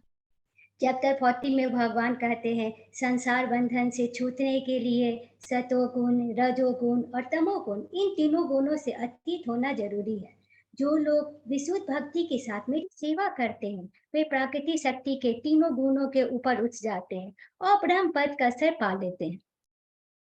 श्लोका नंबर 26 में भगवान अर्जुन से तृतीय प्रश्न का उत्तर स्वरूप है दिव्य स्थिति प्राप्त करने के साधन क्या है। श्री कृष्ण दिव्य स्थिति प्राप्त करने का एक सरल उपाय बताते हैं। जो मनुष्य अनन्य भक्ति से सर्वशक्तिमान भगवान इन तीनों गुणों से परे अर्थात गुणातीत हैं, वे अपनी चेतना किस क्रियाकलापों में लगाते हैं। जो मनुष्य अपना मन हर परिस्थिति में बिना विचलित हुए अनन्य भाव से कृष्ण के किसी भी रूप, राम तथा नारायण के भक्ति में अनुरोध करते हैं, वे अति सिद्ध तीनों गुणों को पार करके दिव्यता की स्थिति पर स्थित हो जाते हैं। वैदिक साहित्य में इसका उदाहरण है चारों कुमार पहले निराकार ब्रह्म में स्थित है, लेकिन क्रमशः वे भक्ति पद तक उठ गए। इस बिंदु पर अर्जुन तीनों गुणों से परे होने की अवस्था प्राप्त व्यक्ति की में पूछता है। तब श्री कृष्ण ने बताते हैं बुद्धिमान व्यक्ति सतत संतुलित रहते हैं और वे संसार के तीनों गुणों के कार्यवान को देखकर व्यक्ति या पदार्थों तथा परिस्थिति में प्रकट होने वाले उन प्रभावों से विचलित नहीं होते। वे अपनी आत्मा में स्थित रहते हैं। वे सभी पदार्थों में भगवान की शक्ति का आवर्ती के रूप में देखते हैं जो अनंत उनके नियंत्रण में होती है। जैसे सोने के कण सोने की खान की अंश है। वैदिक साहित्य में कहा गया है ब्रह्म सन्ने ब्रह्म एति। इसका अर्थ है कि गुणात्मक रूप से मनुष्य को ब्रह्म से एकाकार हो जाना चाहिए। आज में अर्जुन से कहते हैं पुन कृष्ण भावनाविद भक्ति में प्रवृत्त होने पर तुरंत दिव्य पद को प्राप्त हो जाता है। भगवान की भक्ति अति सरल है। आइए सब हम मिलकर भगवान के दर्शन करने भर जाते। हरे कृष्णा। हरे कृष्णा। हरे कृष्णा। दंडवत प्रणाम सभी को। आप सभी भक्तों का मंदिर में स्वागत है। तो चलिए मैं सबसे पहले आपको दर्शन करवाती हूँ ठाकुर जी के, श्री श्री राधा श्याम सुंदर जी के, कृष्ण बलराम जी के, गौर निताई भगवान जी के, जगन्नाथ बलदेव सुभद्रा मैया के,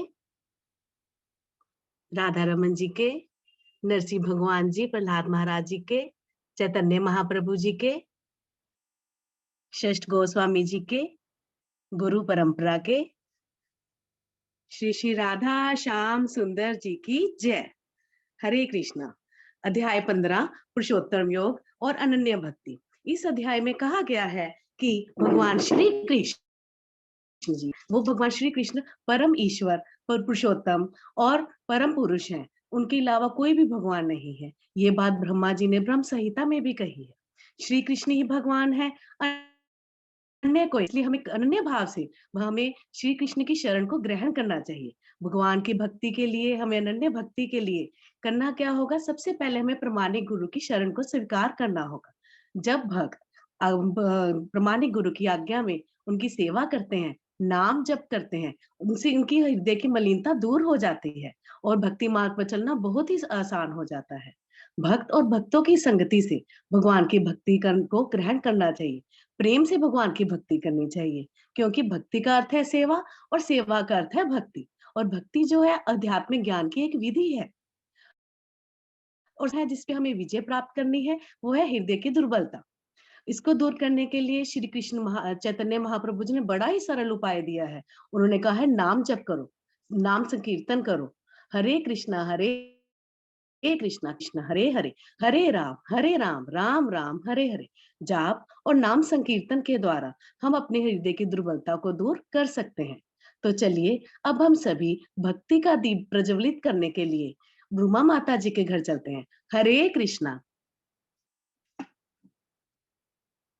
हरे कृष्णा माता जी, सभी भक्तों का घर पे बहुत बहुत स्वागत है और भक्ति की इस यात्रा में आप सबने मुझे भी शामिल किया, इसके लिए आप सबका बहुत बहुत धन्यवाद।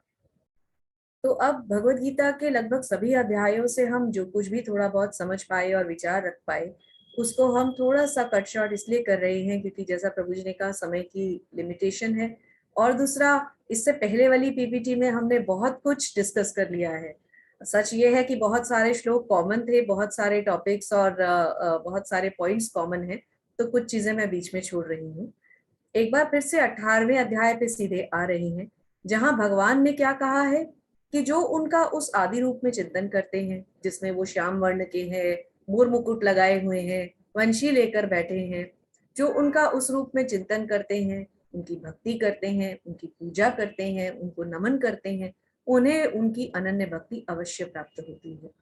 फिर 66वें श्लोक में भगवान ने क्या कहा? 18वें अध्याय में उन्होंने आश्वासन दिया है कि यदि सभी धर्मों को त्याग कर कोई उनकी शरण में जाता है तो वो उन्हें हर पाप से मुक्त कर देंगे और अपने धाम ले जाने का भी आश्वासन देते हैं।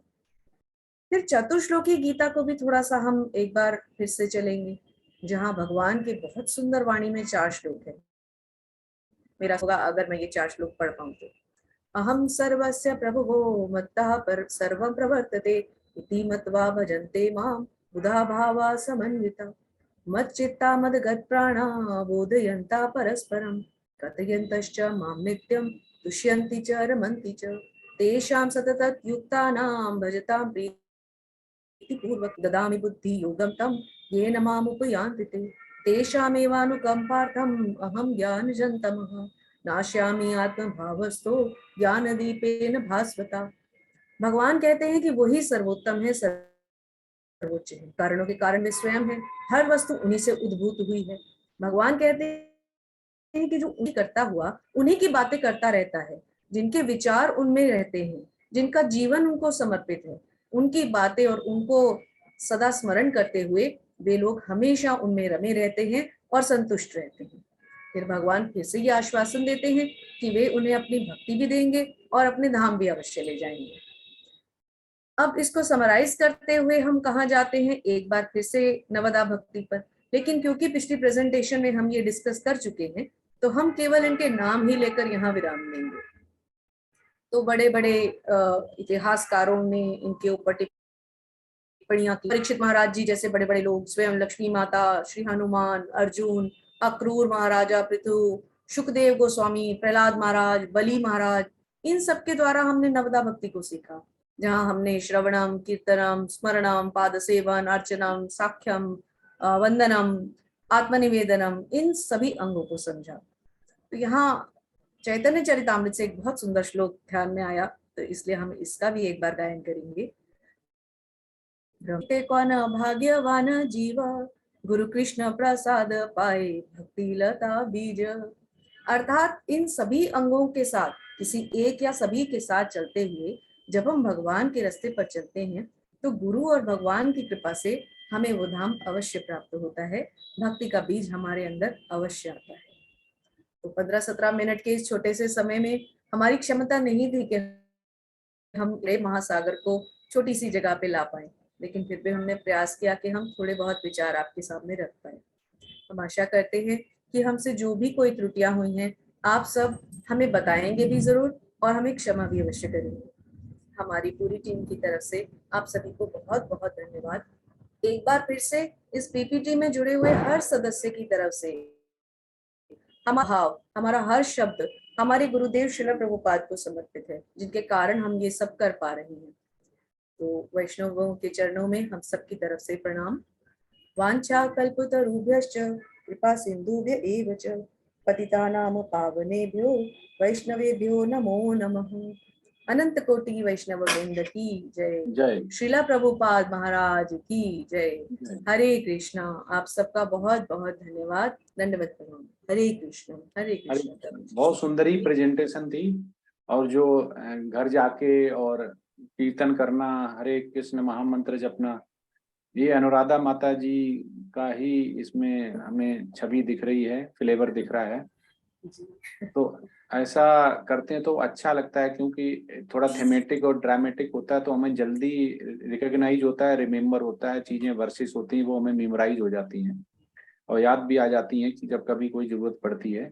तो इसमें ग्रुप से मेरा यही क्वेश्चन है कि जब हम भक्ति बोल रहे हैं तो फिर अनन्य भक्ति क्यों बोल रहे हैं? तो भक्ति से ही भगवान ने तो मॉड्यूल सेकंड मतलब चैप्टर 7 से 12 में भक्ति योग बोला हुआ, तो उसको वो अनन्य भक्ति बोल सकते थे।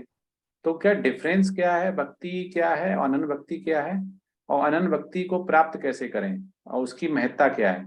बताएगा ग्रुप में एक एक करके, कौन बताएगा? जी, कृपया वही लोग हैंड रेज करें जो आंसर देना चाह रहे हैं। क्यों अनन्य भक्ति लेके आए? भक्ति से ही काम, दोनों शब्द नहीं आते तो भी चल जाता। सुमन अग्रवाल माता जी। हरे कृष्णा प्रभु जी, दंडवत प्रणाम। अनन्य भक्ति का मतलब है केवल एकमात्र कृष्ण की ही इसमें ही ध्यान लगाना, अन्य में नहीं। अन्य का मतलब और अलग दूसरे, किसी दूसरे को ध्यान करना, और अनन्य का मतलब केवल एक मात्र कृष्ण का ही ध्यान करना। हरे कृष्णा प्रभु जी। नहीं तो भक्ति में भी उन्होंने कहाँ बोला हुआ किसी दूसरे का लगाना है? नहीं, अनन्य का मतलब ये केवल कृष्ण का ही ध्यान करना, एक का ही ध्यान करना, केवल दूसरे का नहीं। और अनन्य और अन्य में इतना फर्क है। अन्य का मतलब है कोई दूसरे की भी साथ में सेवा करना, लेकिन अनन्य का मतलब केवल एकमात्र कृष्ण की ही सेवा करना, कृष्ण की ही भक्ति करना। वीरेंद्र प्रभु जी, कृपया अनम्यूट करें। हरे कृष्ण वीरेंद्र प्रभु जी। माइक को थोड़ा पास ले आए प्रभु जी। जी, भक्ति में जितना मन को कि हम भक्ति करते थे, भक्ति करते थे, मन का विचलन ना हो, प्रेम भक्ति में लेकर जाए हम। अनन्य भक्ति मतलब प्रेम भक्ति से ध्यान। जी जी, बहुत उससे। नहीं, अनन्य भक्ति क्या हो गया? तो भक्ति क्यों रखा गया? फिर अनन्य भक्ति लेके आए तो केवल अनन्य भक्ति ही रख देते। नहीं, वो तो ऐसा ही है, बिना अपने मन को विचित किए ध्यान करके करते हैं। ये भक्ति का लास्ट रूप है अनन्य भक्ति। भक्ति को कई किस्म कहते हैं, वैदिक भक्ति करते हैं, फिर भाव भक्ति आता है, फिर प्रेम भक्ति आता है, प्रेम भक्ति अनन्य भक्ति। प्रभु जी, आपका कहना है अनन्य भक्ति मतलब रागानुगा भक्ति। रागानुगा तो जब मंदिर में जाते हैं तो गुरु बोलता है तो रागानुगा उसे बोलते हैं, जो भैया ऑर्डर दिया सुबह 4 बजे चालू हो गए।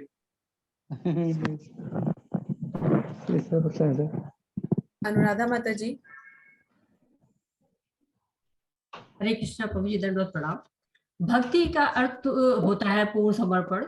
भक्ति शुरू करते हैं हम साधना भक्ति से, वैदिक भक्ति से, और इनसे जब आगे बढ़ते चले जाते हैं अनर्थ निवृत्ति होती है, आसक्ति आ जाती है भगवान की तरफ और भाव आ जाता है। धीरे धीरे हम अनन्य यानी कि सारी जो सब चीजों को पीछे छोड़ते चले जाते हैं और केवल जो है वो 24 घंटा 24/7 भगवान के ही बारे में सोचते हैं, भगवान को ही समर्पित रहते हैं। वो अनन्य भक्ति की तरफ हम बढ़ जाते हैं। तब उस वक्त कोई भी विचलन नहीं होता है, कोई भी स्वार्थ नहीं होता है, कृष्ण केवल केवल केवल कृष्णा होते हैं, उस वक्त को वो अनन्य भक्ति कहते हैं। हरे कृष्ण। बहुत सुंदर। तो इसमें कहाँ पे बोला हुआ है भगवान ने? सॉरी प्रभु जी, भगवान ने कहाँ पे बोला हुआ है ऐसा? 8.14 से ही शुरू हो जाती है अनन्य भक्ति प्रभु जी। अनन्य भक्ति के लिए श्लोका जो है 8.14 से स्टार्ट हो जाती है। हाँ, तो 12.8 में भी भगवान ने बोला हुआ है ना? जी जी प्रभु जी, मैंने ये कहा कि 8.14 से स्टार्ट होती है अनन्य भक्ति के श्लोक जो है स्टार्ट हो जाते हैं। 12.8 में सबसे अच्छा भगवान ने बोला हुआ है कि मय्येव मन आदस्त मयि बुद्धि निवेश निवस्य से मय्येव अत ऊर्ध्वम ना संशया। तो 12.8 में बोलते हैं मुझ में मन को लगा और मुझ में ही बुद्धि को लगा, और उसके उपरांत जब ये कर लोगे तो तुम मुझ में ही निवास करोगे, मतलब उनके दिल में ही निवास करोगे, इसमें तुम्हें कोई भी संशय नहीं होना चाहिए। और जो अनन्य प्रेमा भक्ति जो करता है, प्रेमी जितने भक्तजन होते हैं, वो हमेशा ही कोई भी काम करेंगे उसमें भगवान का ही निरंतर जाप करते रहेंगे, हमेशा उन्हीं का चिंतन करते हैं। जब भी टाइम मिलेगा उन्हीं का चिंतन करते रहेंगे, जब भी टाइम मिलेगा हरे कृष्ण महामंत्र जपते रहेंगे, जब भी टाइम मिलेगा वो सारा ये करते रहेंगे। तो एक भक्ति हो गई कि भक्ति होगी प्रोग्रेसिव, कि हमें कहीं पे पहुंचना है। अनन्य प्रेमा भक्ति हो गई है कि अब आप शुद्ध सतोगुणी में आ गए हैं, अब आपके चांस पूरे हैं भगवत धाम जाने के। तो ये इसमें फर्क है दोनों में, कि अनन्य प्रेमा भक्ति हो गई है जो कि फाइनल डेस्टिनेशन है। जब ऐसा हो जाएगा, भगवान कह रहे हैं जब ऐसा हो जाएगा, निरंतर जपते रहोगे, उसमें जितना भी टाइम मिलेगा, एक टाइम हो गया कि आप मार्केट गए, एक टाइम हो गया किचन में खाना बना रहे, हम कपड़े धो रहे, कुछ भी कर रहे हैं, लेकिन उस समय हम कुछ जप नहीं रहे हैं, हम कुछ सोच नहीं रहे हैं। लेकिन हर काम में जब भगवान को समर्पित कर देंगे, जब भी हम काम कर रहे हैं, मार्केट जा रहे हैं, पैदल चल रहे हैं, किचन में हैं, तो हमें भले वो हमारे पास जपा बैग नहीं है, लेकिन हम हरे कृष्ण महामंत्र जप रहे हैं कि भाई क्या पता किस समय हमारी जान निकल जाए। आज तो कितने कम कम एज के हार्ट अटैक हो रहे हैं, 24 साल, 35 साल, 30 साल, तो हम बुढ़ापे का इंतजार नहीं करते हैं तो जान निकलती। इसलिए अगर भगवान का नाम जपते रहेंगे तो भगवत धाम मिलने का चांस रहता है। तो भगवान इसीलिए बोलते हैं कि अनन्य भक्ति में आना पड़ेगा। हम अभी भक्ति योग समझ रहे थे, वो कह रहे नहीं, इससे भी ऊपर बढ़ के है। जब लगातार हम जपते रहेंगे तो हम अनन्य प्रेमा भक्ति में आ पाएंगे, और निरंतर चिंतन करना है भगवान का। तो वो कह रहे ऐसे जो पुरुष होते हैं उन्हें मैं स्वयं प्राप्त होता हूं। भगवान ये कह रहे हैं 9.22 में बोलते हैं भगवान कि जो निरंतर ही मेरी पूजा अर्चना मेरे बारे में सोचता रहता है कि भगवान जो हुआ वो आपने किया, ये हुआ तो आपने किया, तो ऐसा अगर सोचते रहते हैं कि तो हम भगवान के धाम, जैसे नारद मुनि जी थे, नारद मुनि जी अपने पिछले जन्म में उनकी माता जी थी, वो एक मेड थी, मतलब खाना बनाने वाली, बहुत गरीब, और नारद मुनि जी ने कभी भी स्कूल नहीं देखा था। तो एक जो हम बोलते हैं ना कि हमें बहुत ज्ञान चाहिए, विद्या चाहिए, स्कूल चाहिए, कल्चर चाहिए, अगर ऐसा होता तो नारद मुनि जी विष्णु भगवान के, कृष्ण भगवान के बहुत ही करीब हैं, बहुत ही भक्त हैं वो। तो उन्होंने तो पढ़ाई नहीं की। हम यहाँ सोच रहे हैं हमें वेद शास्त्र यूनिवर्सिटी में जाना है, श्रीमद् भागवतम कृष्ण हमें पढ़ना है, ज्ञान लेना है।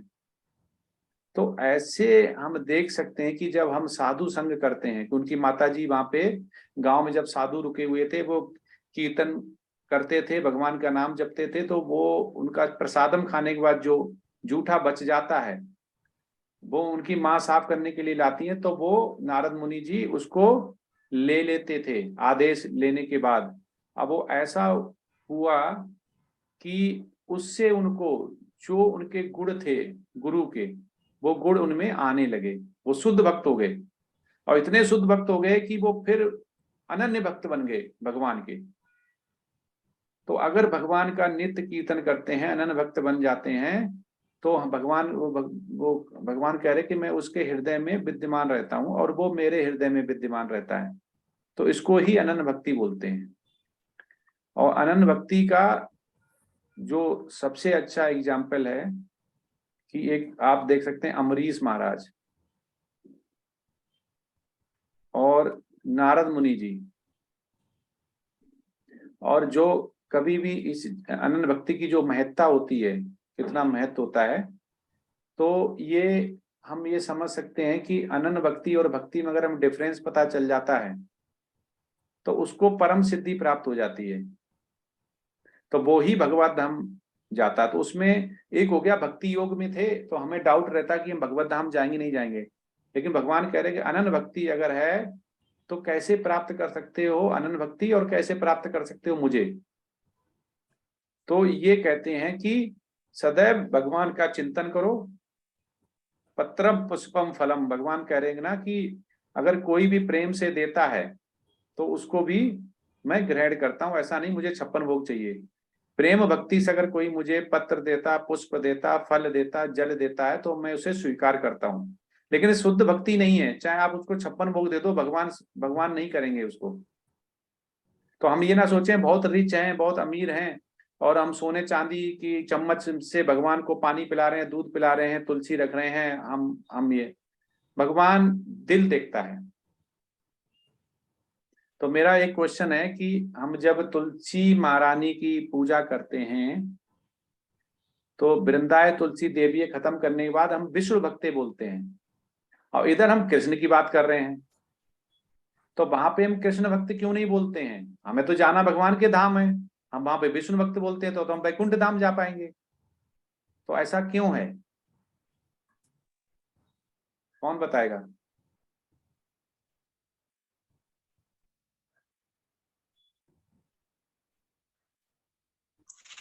हरे कृष्ण प्रभु जी, क्योंकि वो विष्णु भक्त थी।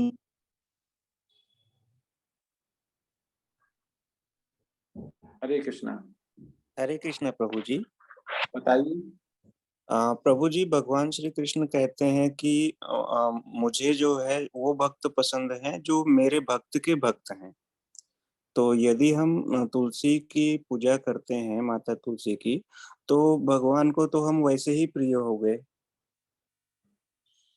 मेरा क्वेश्चन संजय सेन प्रभु जी ये है कि विष्णु भक्ति क्यों बोलते हैं? हमें यहाँ कृष्ण की बात कर रहे हैं हर जगह, श्रीमद् भागवतम हो गई, गीता हो गई, तो ये तो इस तरह से भी हो सकता था। वृंदाए तुलसी देवी प्रियाय केशव चा कृष्ण भक्ति हृदय देव सत्यवते नमो नमः। तो विष्णु भक्ति क्यों बना दिया? हम विष्णु भक्ति करते जा रहे हैं, इधर हम बोल रहे कृष्ण भक्ति। अगर कृष्ण भक्ति करेंगे तो भगवत धाम मिलेगा, विष्णु भक्ति करेंगे तो हमें वैकुंठ लोक मिलेगा। तो ऐसे करने से तो हमें वैकुंठ लोक मिलेगा, हमें जाना तो कृष्ण लोक है, तो ऐसा क्यों?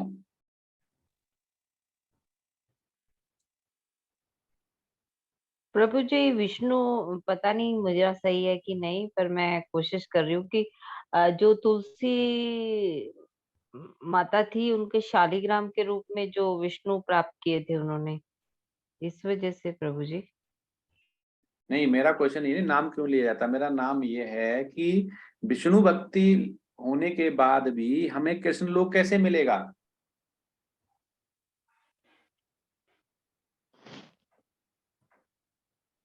तो आचार्य लोग यहाँ पे बोलते हैं, जो हमने पहले भी बताया है, कि साधना भक्ति, भाव भक्ति, प्रेमा भक्ति। अभी आया ना कि पत्र पुष्पम फूलम कुछ भी चढ़ा दो, तो कह रहे कि जब तुलसी की प्रार्थना कर रहे हो तो भाव, दिल में भाव कौन होना चाहिए? कृष्ण होने चाहिए।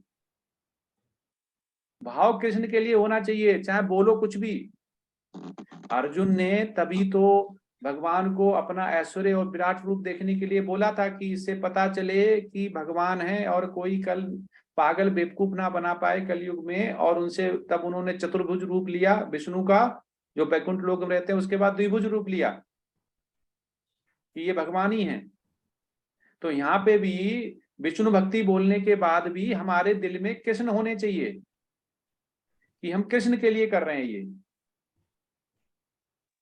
अगर हमारा उसमें प्रेमा भक्ति नहीं है, भाव भक्ति कृष्ण के लिए नहीं है, अगर विष्णु भक्ति के लिए है, तो आपको वैकुंठ लोक मिलेगा। लेकिन आपके दिल में, आपके दिमाग में, चिंतन में अगर कृष्ण है तो आप विष्णु भक्ति बोल रहे हो तो आपको कृष्ण लोक मिलेगा। ये आचार्य लोग बताते हैं, ये फर्क है अनन्य भक्ति में। जो अनन्य भक्त होगा वो कृष्ण को दिल में रखेगा, दिमाग में रखेगा, बोलेगा विष्णु भक्ति। लेकिन जो विष्णु भक्ति होगा वो कृष्ण को नहीं रखेगा, वो विष्णु का बोलेगा। तो ये भक्ति योग और अनन्य भक्ति में ये फर्क है। हरे कृष्णा। किसी को समझ में नहीं आया तो पूछ सकते हैं। तो प्रभु जी हम कृष्ण भक्ति के कृष्ण का ही नाम क्यों नहीं ले सकते? विष्णु का ही लेना जरूरी है? नहीं, आप ले सकते हैं लेकिन भाव जरूरी है। आपने कृष्ण का ले लिया लेकिन भाव नहीं है। आप लेने से नहीं बढ़ेगा ना, ले तो किसी का सकते हैं। मेन चीज है अनन्य भक्ति, मतलब आपने भगवान को शीर्ष माना हुआ है कि हमें गोलोक जाना है। जैसे हम देवता गण की भी पूजा करते हैं कर्मकांड, लेकिन उन्हीं देवता से हम भगवान के लिए भक्ति मांगे तो हमें भक्ति मिलती है, हम भगवत धाम जा सकते हैं। लेकिन अगर हम कृष्ण भक्त बोल रहे हैं और हृदय में हमारे कृष्ण नहीं है, हमें भाव नहीं है, प्रेमा भक्ति नहीं है, तो कोई फायदा नहीं है ऐसा बोले। तो यहाँ पे आचार्य लोग यही बताते हैं कि अनन्य भक्ति में और भक्ति योग में ये फर्क है। जब भक्ति योग होता है तो हम जुड़ते जाते हैं भक्ति के लिए, लेकिन जब अनन्य भक्ति में होते हैं तो नाम चाहे कुछ भी हो, हमारा टारगेट हमारे दिल में, हमारे सब जगह की विष्णु भक्ति भी बोल रहे हैं लेकिन हम कृष्ण के लिए बोल रहे हैं, तो विष्णु भी आपकी मदद करेंगे कृष्ण लोक ले जाने में। नहीं प्रभु जी ऐसे राम जी का भी ऐसे ही है कि अगर हम जैसे हनुमान जी राम राम राम जपते थे तो वो सेम चीज। यहाँ नहीं है। हाँ, यस, ऐसा ही था उसका भी। और अनन्य भक्ति जब आती है तो हम माया को, मेन चीज होता है माया को जीत सकते हैं। माया हमारे चारों तरफ रहती है और माया को जीतना बहुत जरूरी होती है, नहीं तो हम पूर्ण भक्ति में नहीं आ पाते हैं। हरे कृष्णा। हरे कृष्णा प्रभु जी। मेरा एक प्रश्न था कि विष्णु और कृष्ण तो एक ही रूप है प्रभु जी। राम कृष्ण और विष्णु का तो बोलते हैं विष्णु का ही रूप है राम और कृष्ण, तो भक्ति तो उन्हीं की हुई प्रभु जी। नहीं, पहले तो माता जी ये समझना पड़ेगा कौन किसका रूप है। अच्छा, कृष्ण जी के कृष्ण का ही एक्सपेंशन है। गीता में उन्होंने बोला हुआ है ना कि ब्रह्म संहिता में ब्रह्मा जी ने क्या हाथ जोड़ के बोला हुआ है, ईश्वर परमा कृष्ण सच्चिदानंद अनादि राध गोविंदा सर्व कारण कारणम। ईश्वर कौन है? ईश्वर तो कृष्ण है।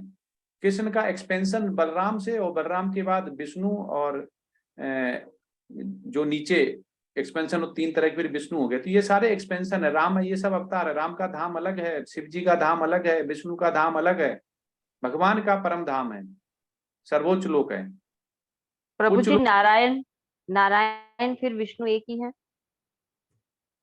नारायण विष्णु एक ही हैं, उनका नाम है जिसमें चतुर्भुज जो बोलते हैं उसमें। तो नारायण जब आ जाता शब्द वो चतुर्भुज वाले विष्णु है। फिर विष्णु भी तीन तरह के हो गए, तो महाविष्णु हो गए, उसके बाद क्षीरकोदरशाही विष्णु हो गए और गर्भोदरशाही विष्णु। तो इसमें जब हम बोलते हैं नारायण मतलब जो वैकुंठ लोक में है। अब एक है जो यूनिवर्स में जाते हैं, एक जो है परमात्मा के रूप में आते हैं। तो जो भगवान श्री कृष्ण ने इसी मंत्र जो में विराट रूप केशव दिखाने से के बाद, छवि आता है ना, विराट रूप दिखाने के बाद चतुर्भुज रूप लिया था, वो हैं नारायण। सर जब ये किसी पास थे सर, जब ये किसी पास थे सर,